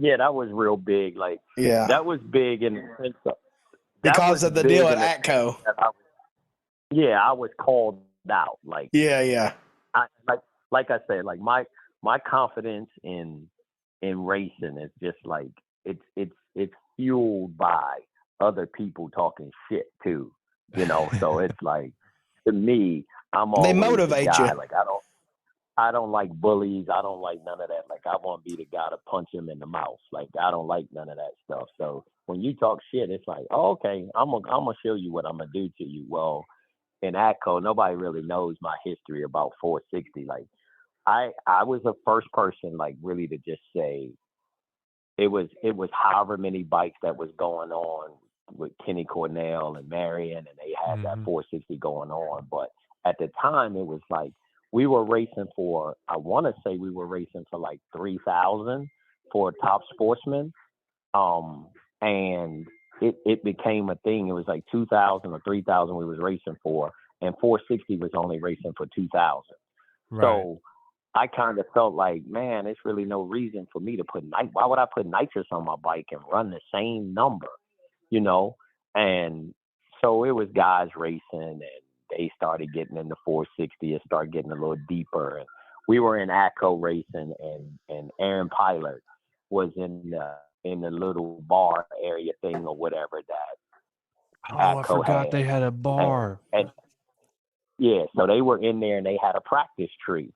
Well, Aaron Pilot's in there having a battle with my then, 2017, my 12-year-old kid, 2016, 2015, my 11, 12-year-old kid, Aaron Pilot's in there going at it with my son on a practice tree. Well, my son is just like, man, you having a hard time with me. I know you can't beat my dad, or whatever. So I come in, and that's the first thing Rico said. Rico goes, Dad, he can't even hardly beat me. He's talking about he could beat you. Go get you. And I'm like, man, you don't want no part of me. So Aaron Pollan and I got on this practice tree, and I like I said, I might not exaggerate. I don't want to exaggerate it, but it might have been like, okay, 5 or 6 times. Out of those 5 or 6 times, he might have won one time. You know what I mean? And I was like, dude, if I got in this 460 class, I will mop your ass up. Y'all don't want me to get in this 460 class. Like, you don't want me in there. Well, he talked, and, oh, you don't want none of that. You definitely don't want that. Well, that just fueled the fire. So I knew Dustin Dad had a bike, and he was talking about selling it long before that, and I never jumped on it or nothing. And I asked Dustin, did Dad still got that bike? And his dad still had it. They weren't really advertising that it was for sale. And I ended up buying the bike and put it in 460. That was, I think I bought that bike in 2016. Yeah. And I had my first full season. I think I raced like 2 or 3 races in 2016. I finally got it together at the end. So I raced like 2 or 3 races. And then 2017 was my first full year. And my first finals, it was Aaron Pollard. And I smacked him. Like, it was so funny. It was funny. It was funny because we talk about, like, coming from the bracket racing world like that. Again, like I said, there's riders, there's racers. You know what I mean? Like, some people know what's going on. So he and I raced, and I mean, I face raped him on the tree and, like, got down the bottom end. And when we got to the bottom end, like, I'm whopping the gas and back the bike into him. And he literally, when we got through, he's like, man, that was close, man. That was close. I go, man, I face raped you on the tree. What are you talking about close?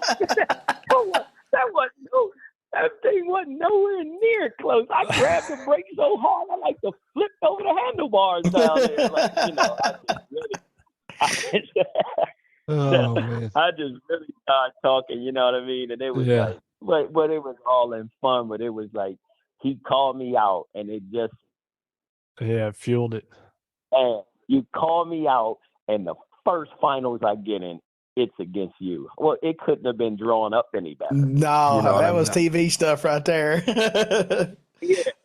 And you know, and the cycle drag video, you said it right in the winner's circle. I was like, that's just. Oh yeah, he talked trash to my son. I'll smack him. I told him I'm gonna smack him when To me, when I think of your wins in the past few years that we've known each other, that one just was the most epic. You know what I mean? Like, the money one was great. Yeah, I agree with that, but that one was there was like different races, man. Like, I felt like there was a lot of things that, like, one of the biggest accomplishments that I felt like I could have had was we were racing on Pinks. Okay. So, like, Pinks had a race down there, and they did Pinks, and they supposed to have like a street bike, drag bike type of class. Well, I had my outlaw bike that I started bracket racing. So I didn't even have a two-step. Like, I did it where it was like a grudge bike. I had the two-step wasn't working. I did it. I was just yanking the throttle. It got to a point where it wasn't shifting. I was foot shifting it. And I went all the way to the finals and had won the pro section of it, which they deemed the pro section. Well, it was supposed to be the pro guy versus the street guy, which would have put me and another guy in it. And they ended up taking the two street bikes. And if I'm not mistaken, at that time, it was Eddie Chapman. Okay. Really? And Eddie Chapman had a turbo bike. Yeah. Eddie Chapman had a turbo bike in the finals, and basically his clutch is gone. So the Pinks guy decided we're still going to run it. And I'm like, dude, you might as well just take this Harley Davidson y'all giving away and give it to him, because he's going to win it because this guy don't have a clutch. Yeah, I kind of remember that. Yeah, me too, a little bit. I think we talked about it. And it was a Sean Dickerson won. He had a 1,000, and anybody that knows that 1,000 is not going to give 5 to 7 bikes on a turbo Hayabusa. Right. Yeah. That's what it ended up being. Like, we're going to give you 5 bikes. And it's like, dude, I don't care if you give them 10. The bike's not going to make it down the track. You're racing against a bike that can't even go down the track. That doesn't even make sense. And yeah. That was they a just TV voted show. it for TV. I guess it never made TV, but he ended up getting a Harley Davidson and stuff out of it and all that. It was like, man, and I just felt like that would have been a good accomplishment, and I was robbed out of a chance to even try. You know what I mean? I'm not gonna say what would happen in that, what would have happened racing, but I was robbed out of an opportunity to even do it. I didn't even get a shot after I won the other side. You know? Yeah. And I remember you telling me that story, and I do remember Dickerson having pictures of the Harley or something, and I remember pieces of that. Yeah. I will say though. Go ahead. Go ahead. No, go ahead. I was just gonna say, I will say that Galot, I mean, to me that was such a special weekend because the first $10,000 race, it was you and Ron in the finals, and I lost to Ron at whatever. Was it 5 bikes, Dustin, or 4 or something? Yeah, when your shifter come off. Oh my God, that was I fucking still get hung. Let me tell you the epicness of that right there, right? Because a lot of people don't really know that too. Like this goes on a few stories, right? Which is people probably don't understand how tight Dustin and I are, right? Yeah. And the things we did. So we literally went. And we like Waffle House. We love Waffle House, right? So that morning, we love Waffle House. Yeah. So we went to Saturday morning. We tested, did what we did on Friday. Saturday morning, we got like, man, we're hungry. Let's go to Waffle House. So he and I went to Waffle House. I probably wasn't up because Darnell. Yeah, you wasn't up. Yeah, Darnell didn't know. It just me and Boo. Dustin and I. Yeah. Just Dustin and I went to Waffle House. We got to Waffle House, and we're like, man, all right, blah blah blah, man. Man, it'd be cool, man, if we both could win this, man. It'd be bad, man, if we win today, man. And we literally said it that day. Yeah. If we win today, if we win this race today, we coming back tomorrow. Same booth, same everything. That's the same story Ron and I had when we met. We ended up going. We went to Waffle House. And then Friday night, I ended up against one of our teammates, Ron Arnold, in the finals. All of us celebrated Saturday night. I won that race. Dustin and I were back at Waffle House Sunday morning. Same spot, same waitress.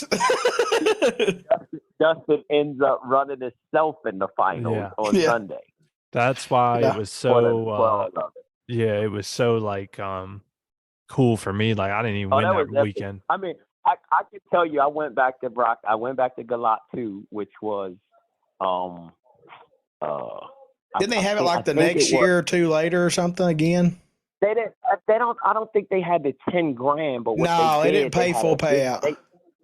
They had a big race, and that race was they did a big thing with Kawasaki versus Suzuki with Chris Moore and Rick. Oh yeah, recently, yeah, like 2 years ago or whatever. And we actually went down there, and we had a big race down there, and that was probably one of the more memorable races. Now that I'm thinking about races, where we're saying the most memorable, I was in 460, Rico was in 560 or Pro ET or whatever he was in, and Rico won and I won.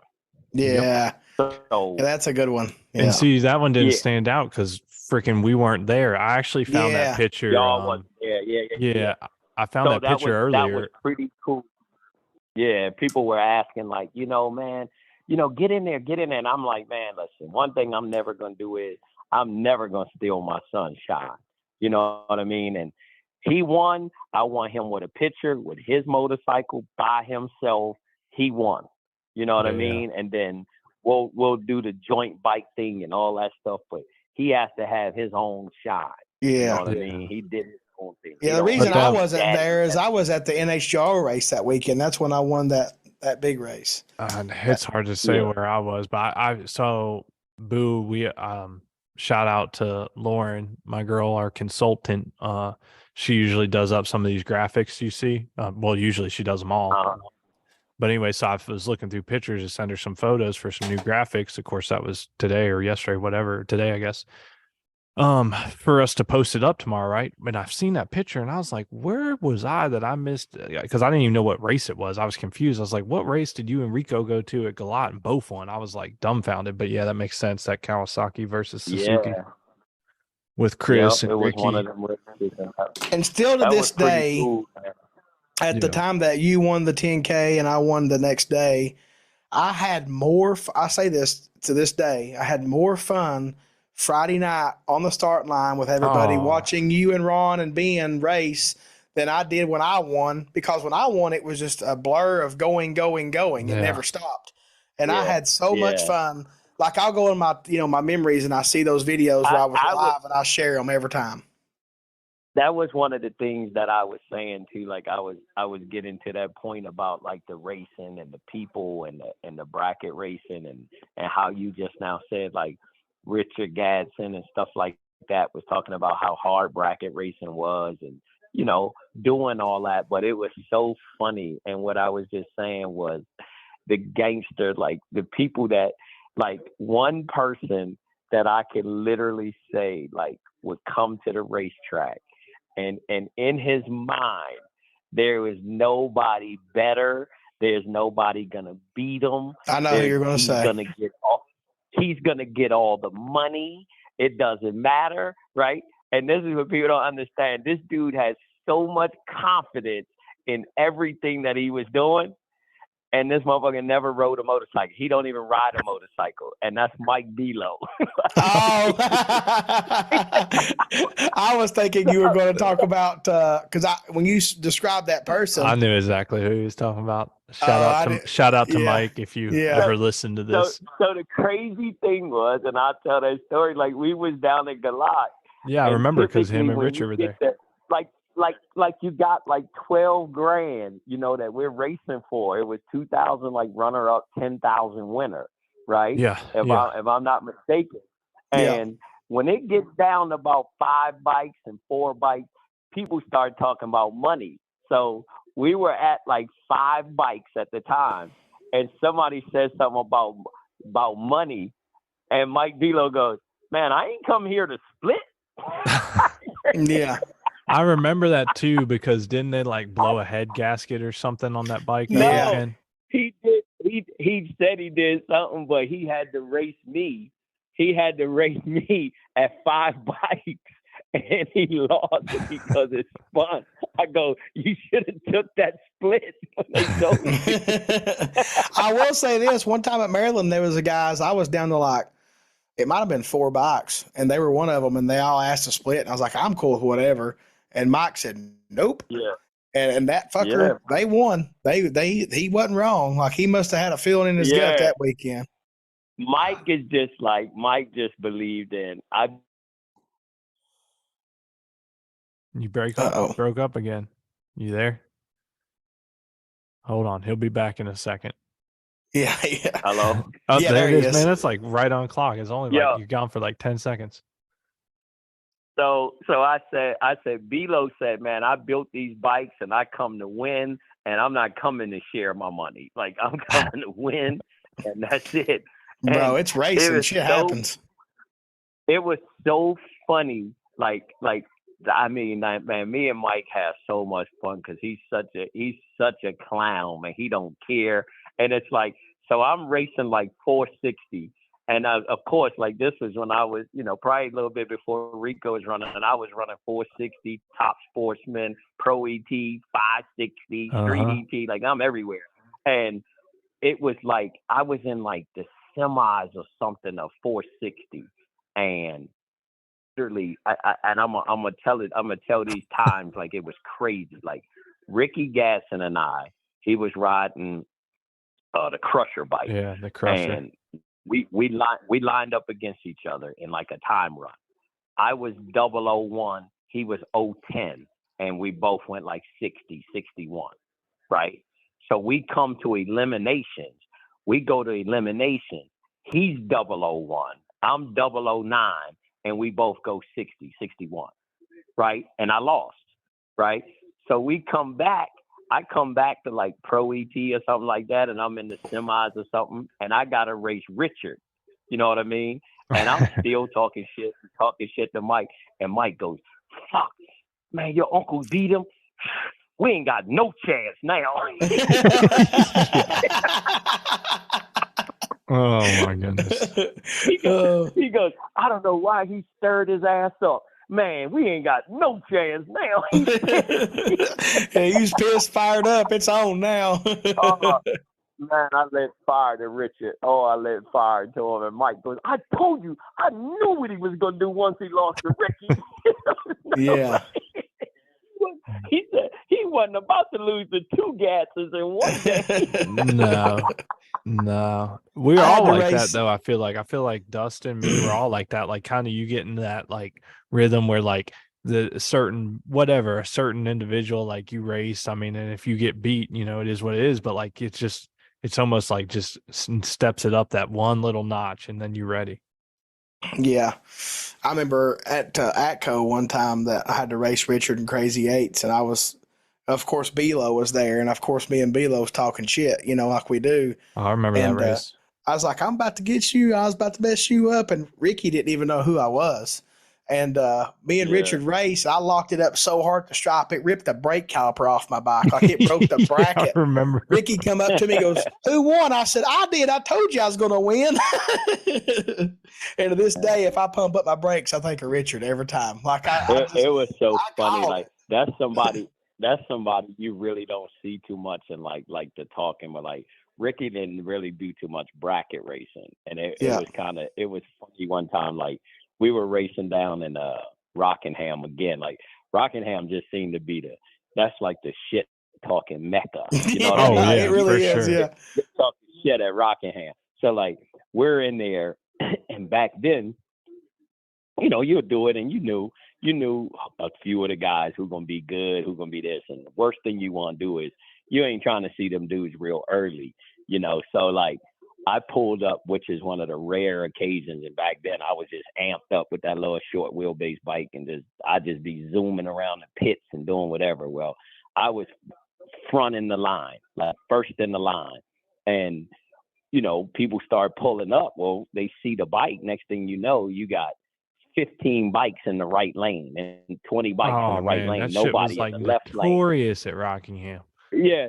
So nobody's in the left lane. Well, Ricky comes up and pulls up in the left lane, and he's like, "Man, what is that? Y'all act like he God or something. What are you doing? Y'all, nobody want to race him." Blah, blah, blah. And he really wasn't a bracket racer. So we go out. Needless to say, like he could just get the smack down, like foul. We get down to the time and thing, and he goes, "Yep, I see why they say you God now."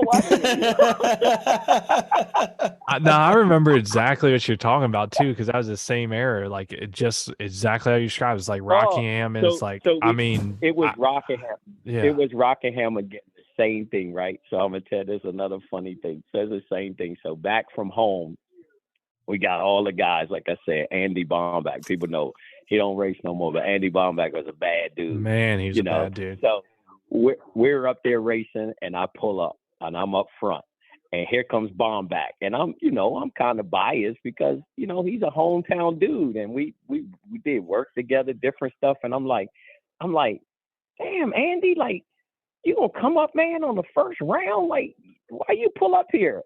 Well, Andy was kind of pompous, like he was kind of ass too. Like he was like, "What? So what? Were you scared?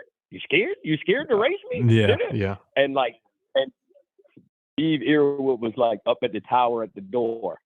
I said, "Man, listen, Andy, we from home. I'm just not trying to change your name, man. And he's like, "What?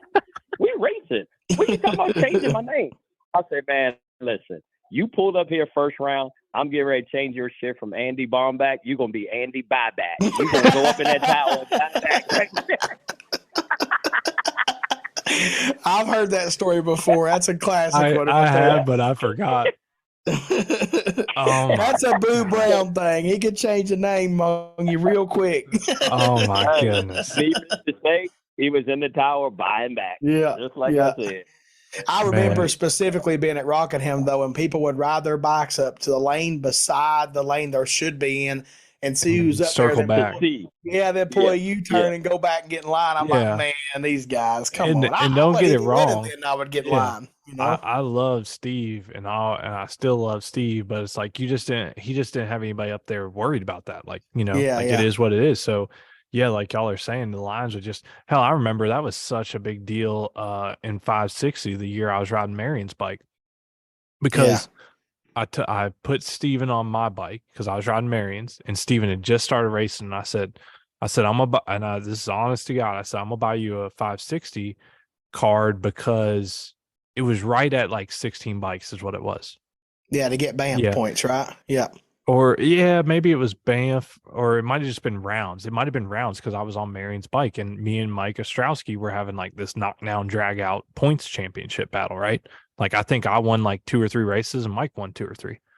So I was like, man, like it's got to be at least, I think that's what it was. It had to be like at least 16 bikes for points, round wins or whatever.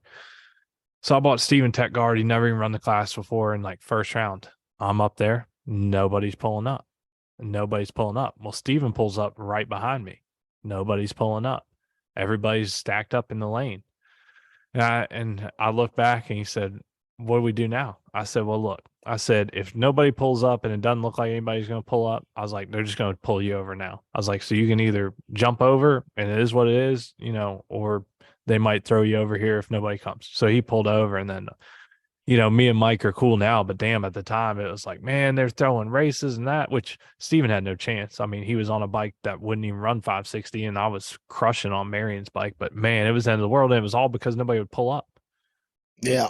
So I actually was I was so upset, and you probably remember, Dustin, like afterwards, because then I ended up racing Jerry like third round, and it just is what it is. But Jerry wasn't on a good bike 4 or 560 at the time. Hell, I think he might have got in because he heard me talking about needing the bikes in, and I beat Jerry easily too. And then like we got down to the final 3, and it was like me and Teasley, and I want to say it was Ostrowski, or maybe not. And if I won that round, I had to race JT. I was going to win the championship, and I lost it. And like I was like, it was just, I heard so much talk afterwards. Like I wouldn't have even been happy had I won it.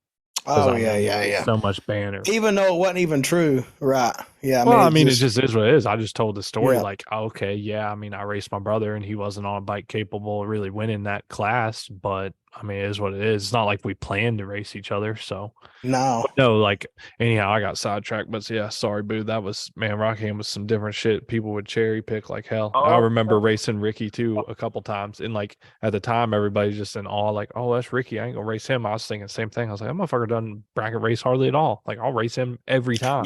Yeah, and he's good at it, but he's just don't do it enough, Yeah, I mean, it's not like he sucks, but Richard was exceptional. Jeremy, those guys jumped into bracket racing and was really good bracket racers. Like they started doing things, and it was crazy, But yeah, it's something else. The racing system guys, real street. Like I go back and forth with Spencer right now. Like, oh my God! With the technology and the different things that's going on right now, like I just want to line up against Spencer and just smack him in classes. Like, but I just don't want to build one of those bikes. You know what I mean? Like, I wish somebody would say, "Boo, get on a grudge bike and race Spencer." But I gotta know, like, I know Spencer got fast bikes, so I need to have something that can be fast, so that I could just go out there and just smack him around a little bit, just for fun. I don't care what it is.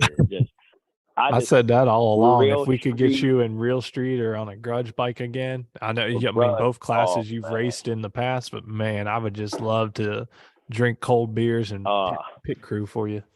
Yeah, if I ever hit the lotto, I wouldn't care to do that. I have to get some liposuction so I could be fast enough.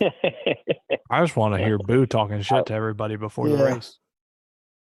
Yeah, I would love to do it. I would love to be a part of it, man. Like I just, like XDA has it, the shootouts too. It's like a class. You know what I mean? It's cool. It's like it's not out of control. Yeah, I like it. I like it. I think it's a good thing because it used to be a thing in grudge racing where a lot of people duck stuff and this and that, and now it's like you can build the fastest of the fast, and you really can't duck anything anymore. And you buy in, you're in there. You got to buy in, and you got to show that your bike could go 3 or 4 rounds and do good every time. You know what I mean? Yeah, it's pretty cool. That's probably the hardest part is going fast and keeping them alive too. You know what I mean? Like that's probably the hardest part because they are. That's one of the things where people talk about 460 too. It's like, man, 460 is one of the, barring that you don't have any fuel pump issues or any little stuff like that. Like, man, it's one of the most maintenance free type of classes. It's like bracket racing.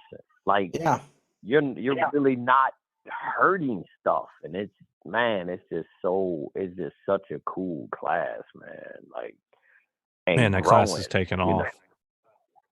Yeah, and that's where we tried to do, like, to make that elite 460 was to, kind of have a platform that we could just say we could go anywhere.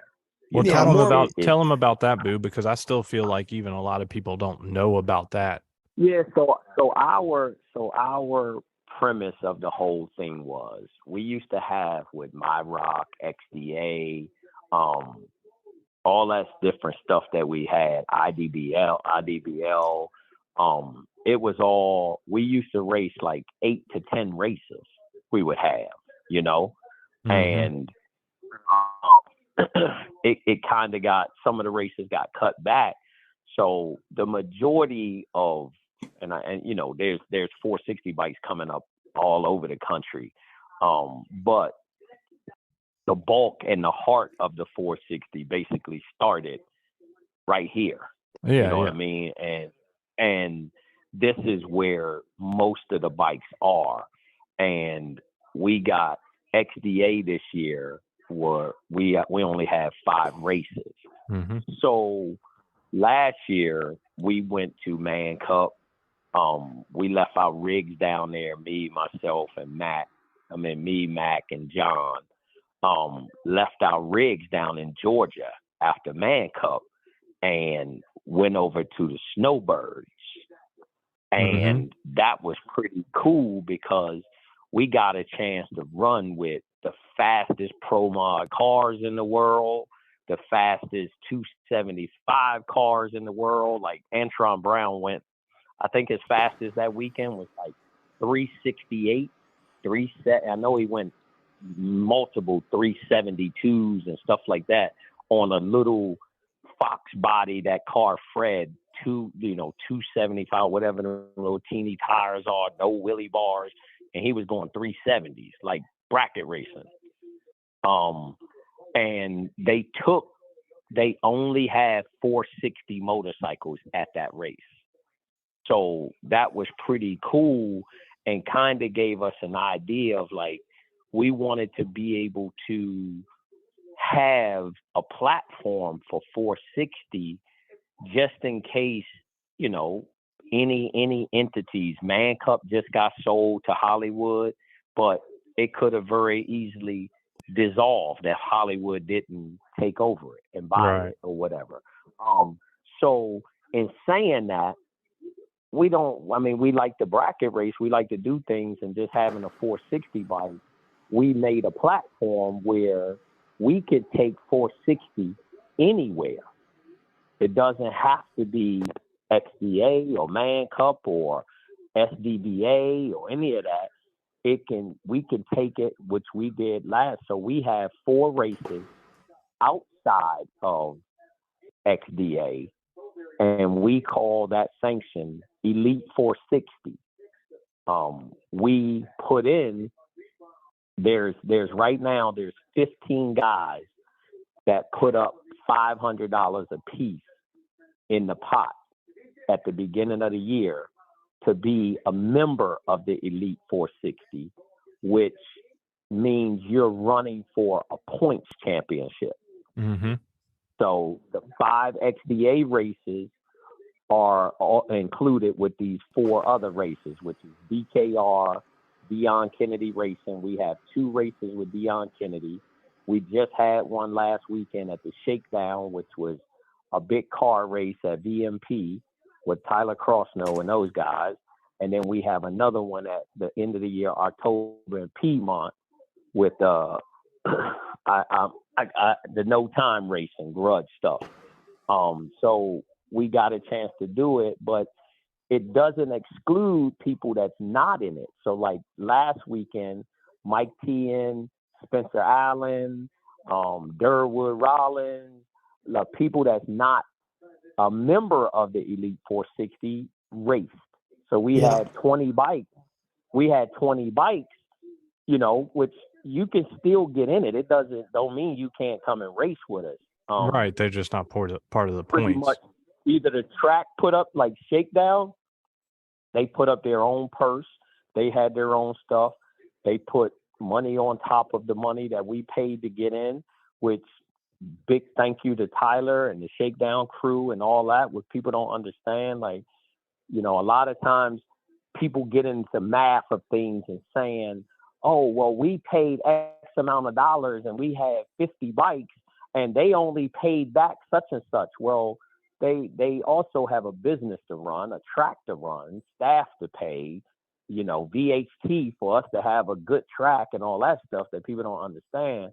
But nobody goes out, and I'm going to say thank you, because if you want to do the math, we paid $200 to enter. It was 20 bikes. That equals $4,000. They had a $4,000 payout, $1,000 runner-up, $400 to the semis, $250 to the quarters. So they basically put an additional $1,900 on top of the bikes that showed up. So that's awesome. Yeah, that's good. That's a good deal. Yeah. So that goes a long way to just say thank you to them and supporting us and being able to, other guys can come and race here. So the finals was Mike Tien and Spencer Allen, which is not a part of the Elite 460, but they had a $7,800 purse to walk away with, because we also had that money, plus we had a last man standing of $200 times 14 people. It was $2,800 in the last man standing. Yeah. So, yeah, them little side bets, the side pots are cool, man. That last man standing deal. So we do that pretty much at every, now that we have Elite 460, that's every race. We do our purse, then we do a last man standing. Last race, Troy Houseman, he didn't even win the race. He got runner up. Nanu won the XDA race. Nanu's crew didn't get in the last man standing. Troy Houseman walked away with $6,500 and didn't even win the race. Wow. Ridiculous. Just think, Ben, you're about to join that party. I know. Hey, I'm accepting sponsors. Anybody want to sponsor? We'll do a little profit share. No, I'm not saying I might sponsor you, but I want you to ride the bike first. Yeah, right. This is another thing I wanted to touch on, since we got such a big platform too, and a following. And I wanted you guys to know this. And this is something that I did, and I did it for my genuine love of this kid and his family and everything. I'm not a person, like, I don't need to steal anybody's glory.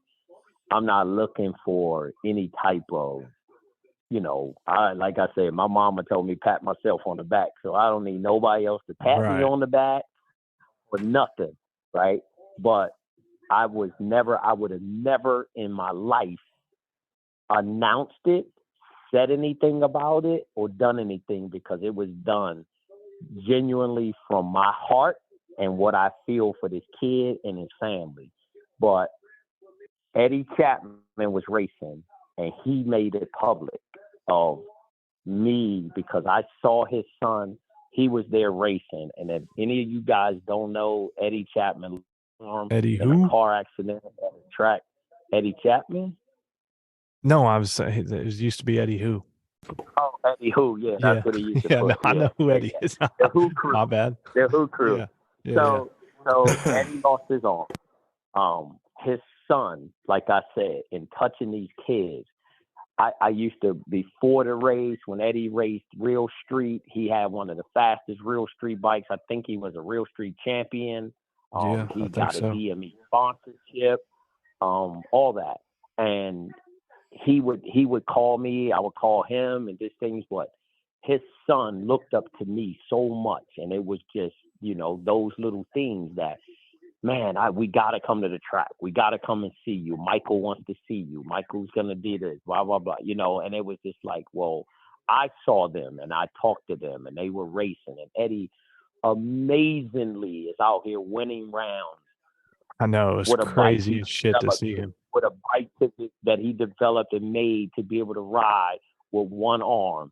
And it was the most amazing thing. And for them to be at the racetrack touched me in a way that people can't even imagine, like tears in my eyes. And like, I love them people, right? So I saw them, they were ready to leave on Sunday and whatever their reasons were, but I just wanted to see more.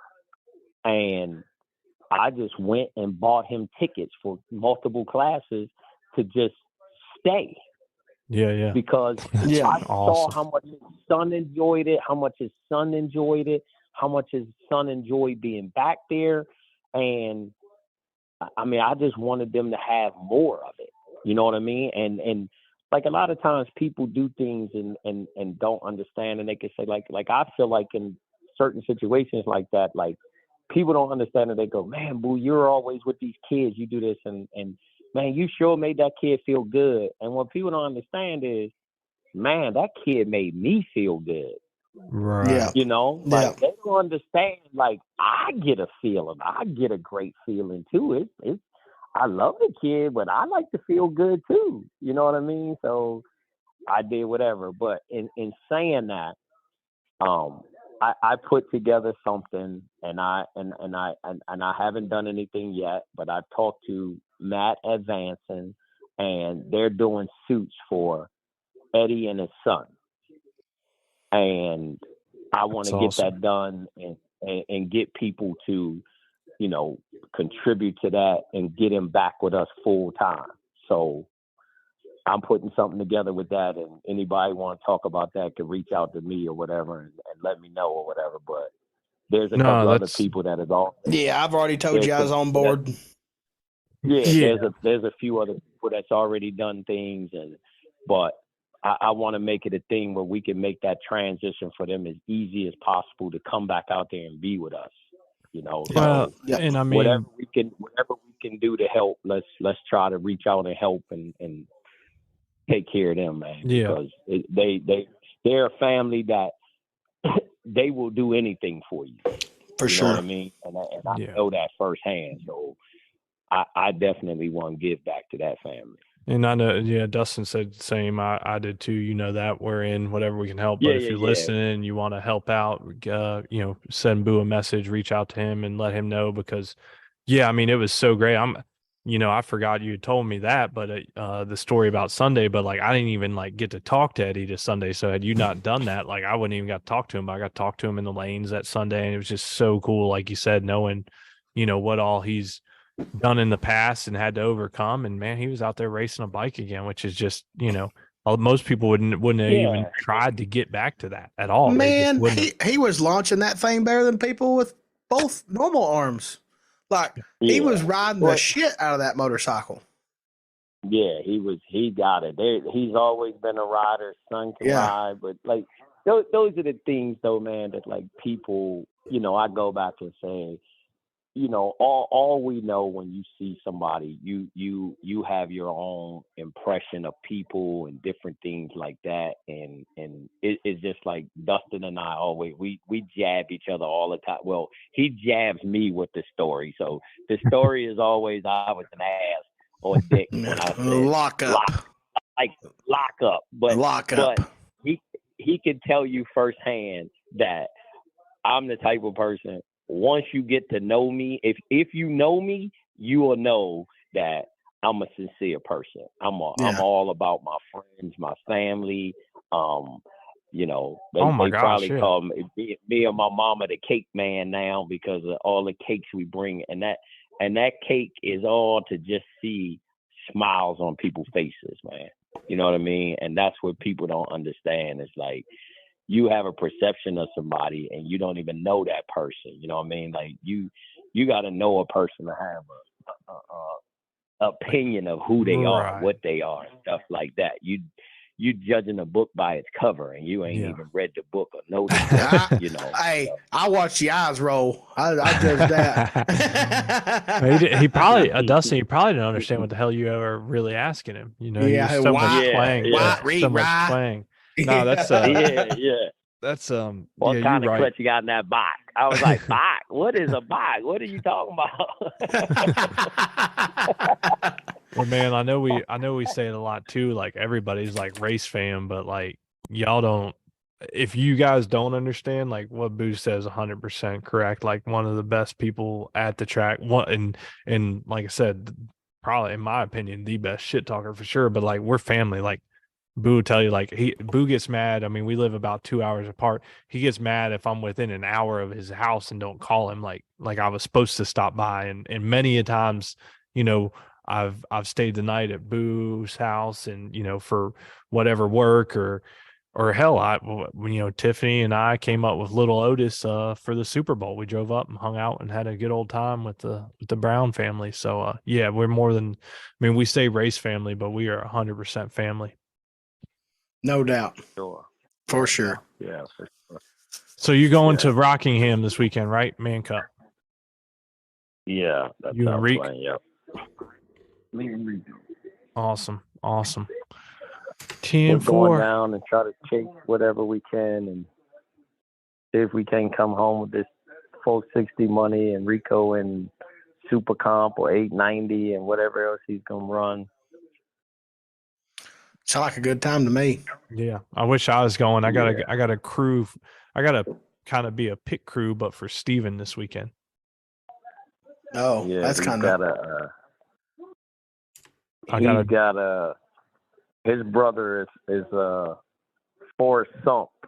Not Forrest Gump. He's Forrest Sump. He's gonna just, Steven, what are you running? I just like running. I'm tired. I think I'll go home now. Yeah, man, I did. I mean, Steven's gonna run 100 miles till he get tired. I'm tired now. That is why I can't go, man. Y'all know. I mean, y'all know Steven will do anything for you, and I love my brother. I love y'all. Y'all are my brothers too. But Steven don't ask me for much, and he called me up. He's like, "What are you doing on this weekend or whatever?" And I was like, "Man, I might go to Rockingham to race Man Cup." He's like, "Okay, yeah, you should do that." I'm like, "Well, why are you asking? Like, what's up?" He's like, "Oh, nothing. I'll be up. This race he's running is like 30 minutes from the house, 45 minutes." He's like, "I'll be up there for this race, this trail race I'm running." I'm like, "Oh, okay, cool. What is it again?" He's like, "It's a 100-mile race," and I'm like, "What the fuck?" I'm like, "Okay." I mean, that's coming from me. I used to run too. And he's like, I was like, "Well, I mean, what's the deal? Why are you asking?" And he's like, "Well, I need some help, like for these aid. Apparently they have like aid stations every 10, 20 miles. And then like that, because I mean, like legit 100 miles, like you can get fucked up bad, like, excuse my language, but like literally, I mean, you could potentially die if you're not, taking care of yourself." So anyways, he like was reluctant to ask me. I'm like, "Dude, if you need help, I'm in," like, so that's why I'm not joining you this weekend. Driving 100 miles. I dread driving 100 miles, let alone running. Man, we gotta start. The race starts at 5 a.m. Saturday morning.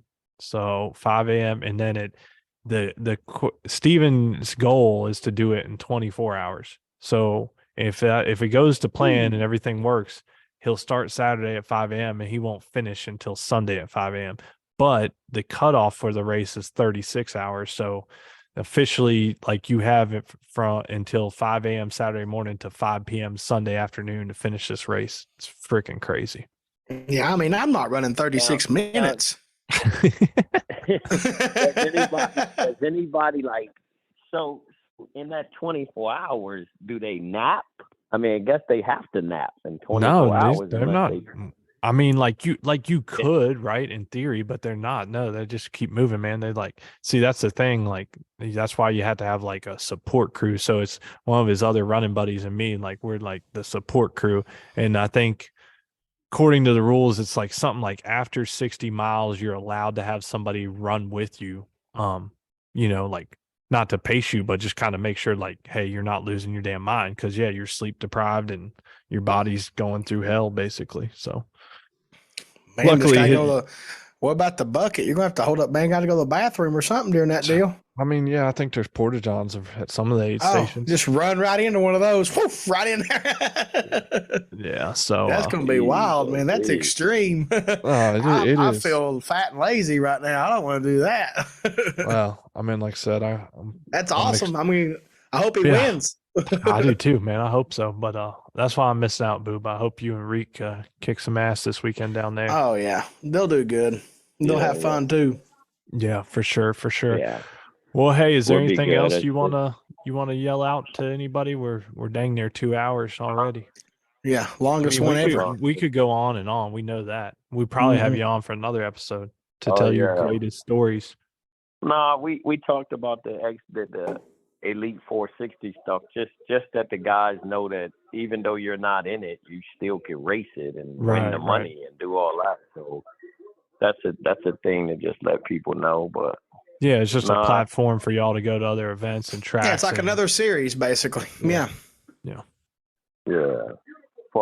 But like I said, I mean, one of the things I'll say to people out there, like a lot of people might hear my name or know me, see me Facebook, see me just like this, talking shit, and that's just, that's just who I am, and yeah, but at the same time, the ones that know me and know that, what my heart is and how I feel about people and anybody. I'm just saying that because I don't want anybody to feel like the perception that they had of me before is, I'm definitely approachable and you can come and talk to me. You know what I mean? Like, Boo Brown is the person that you can walk up to and he'll throw his arm around you and tell you, I love you, man. But if you say something stupid or do something stupid, he's going to go, are you fucking stupid? And Darnell gets that shit all the time. Yeah. Darnell gets that all the time. But Boo has good stories about Darnell, man. Our racing and family, like the crew, like everybody that we have there, man, from my family, my wife, my mom, they're cooking, my cousin Derek, Elijah coming, him and Rico are like my crew. He's damn near like your kid, man. Yeah, Los used to be there, and CJ. Yeah, he's my kid. Los and CJ, they kind of had family obligations, but they part of the crew. Chuck comes over and helps out, but I mean, we got Uncle Walt.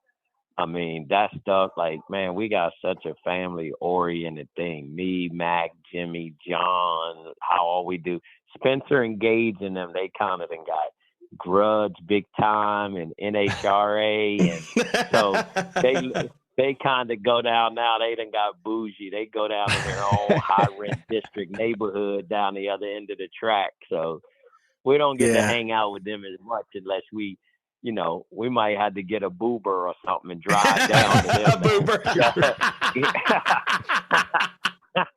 We're gonna try and fix that for VMP. The layout's a lot different down there. We already told Spencer we was on his ass about that. You're messing up her vibes, man. Messing her vibes up. It was. You said that from the get-go. I told you it makes it Thursday, different. You're like, man, this is messing the whole weekend up. And damn, if I didn't get my ass kicked, then I guess they took my horseshoe or something. I don't know.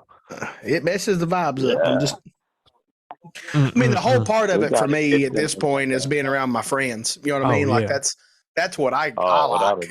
The racing's just a bonus, and I get to help a lot of people and all that. I go there like I kind of dedicated a lot of time this year too with John. John being my partner, but now he done signed on for the NHRA this year for a select number of races. Supposed to be all of them, but I don't know if he's gonna do them all. But like being over there, and he's learned that his racing is really about his fun, and he has so much fun at XDA and doing stuff, and it's like he just like, man, he's like, man, I just want to be around all y'all, man. So that's where he kind of like, man, come to the NHRA race so he can kind of have that same type of vibe. You know what I mean? Yeah. I tell people, they're like, man, what's NHRA like? You like it over there? And I'm like, man, that's kind of like, taking an alcoholic to the bar and tell him he can't drink. You know what I mean? Like I don't want to. I can't. It's hard sitting out there watching other people race. Yeah, that's hard for me too. Or something. But the cool part of it is I'm with John, Chase, Gage, Joey, all the ones everybody that came from over here. Eddie used to be over here with us and racing and stuff, but it was pretty cool. And even having a conversation, like I never really had much of a conversation with Andrew, but we had long conversations there and talking about 460 and him coming over to XDA. He wants to check it out, and it was pretty cool, man. So I've been trying to gear him and Eddie up to just tell them, like, they could come over. They've been a class sponsor for so long. If they come over to XDA, we could put on like a 460 exhibition and have him and Andrew ride the bikes. Yeah. That'd be badass. For sure. Yeah. And they might have fun and like it and come more often. You never know. You know what I mean? Yeah. Yeah, they done already got one of our little riders over there that's setting NHRA on fire right now. Yeah. Done changing rules and stuff, you know? Oh, man. Yeah. Wow. So people don't understand. That's another good family, too, and a good person, Gage and Augustine and Gary Stokes. Oh, yeah. Man, they just good people, man. Just good people. We have fun with them at XDA and over there, too. You know, it's pretty cool. Yep, for sure. All right, what do you want to do? Wrap this up? We got to do the intro, Dustin. We got to reverse it. Man, thank you so much for coming on. I mean, I hate to say it, but I hate to say it, but I feel like I was laughing family my ass having off. y'all big brother on here. Y'all finally put y'all big brother on here. You know, I know y'all didn't want to break the internet with me. Hey, there's one thing, and everybody that's listening needs to remember, and you told me this. Happy Boo, happy you. Man, I was like kind of waiting. Like I said, I was waiting to hear like, man, how y'all gonna have Spencer on? How y'all gonna have so and so on? Like, when am I getting on? Like, you really weren't on it yet. I guess you knew your time was coming. Nah, Elijah always come to me like, and it just so funny how you don't realize how it's touching people, but he's like, oh man, I was on the podcast the other day with Ben and Dustin listening, and man, they had this, and man, I be at work working and listening to the podcast, and and I was like, yeah, them motherfuckers ain't had me on there yet. I'm telling you the truth though. Like, original list, like we had a bunch of people, and you were obviously one on there, but like I didn't even know if you'd want to be on there. But I was just the funny thing, I wasn't worried about that. Like I support y'all. Like I said, I don't need people pat me on my back for me doing anything. Like, we know that. I'm gonna support y'all. I'm gonna support y'all in any way I can, be in a face or not be in a face. You know what I mean? I don't need nothing. But it was that funny 100%. Because like what y'all was saying is like almost everything that y'all are saying and everybody y'all talk about, like the one when I've listened to them, it's like there's a mention of Boo. There's Mama Boo said this, or Boo said that. Boo said at the house going, I didn't even got to be on the show. Well, but we also rib each other. We talked about that. Like, we talk mad shit to each other, and they're always on each other's ass. So like, in a way, like I said, I kind of needed you to be like, man, I don't talk shit to Boo when we race. I keep my fucking mouth shut. That's what I do, because I ain't going there. I mean, we don't ever jab at each other. We have fun with this. Like, man, I mean, people don't know, but like me and Dustin, it's like when I was in 560 and I had the street bike and doing stuff, and man, we would have some knockdown, drag out. Like, it's like, all right, who's gonna dump? Come on now, who's going? Going first? One time I come up on a Wednesday and me and you done the testing too at the track. Remember that? We run identical passes. Yeah. It was cool shit. Yeah. All the way to the finish. It was probably that same fucking weekend where I was like 020, 561 and out the door because Boo was like 010 and 560 with like a 5 or some shit. You were like 15 total. I was 25 total, and I had no shot. It was ridiculous. I don't know what weekend that was that I was there like a whole ass day early. And me and Boo done the Maryland just test and tune on a Wednesday night shit. I think it was because I was there helping Spencer because he crashed the week before or whatever. Anyway, me and Boo was up there just testing, having a good old time. And we had a full-blown from starting line to finish line identical slips. Like it was all the way through. Yeah. I wasn't there, but I don't think. That was crazy. Yeah, that was nuts, man. Oh, all man. Right. Well, it was a good show. We appreciate you being on here, buddy. Yeah, kick some ass this weekend. You For sure. And for sure. Keep us updated. We know you will. I'll keep in touch. I'll let y'all know how we doing. Sounds good, brother. Thank you. We appreciate it.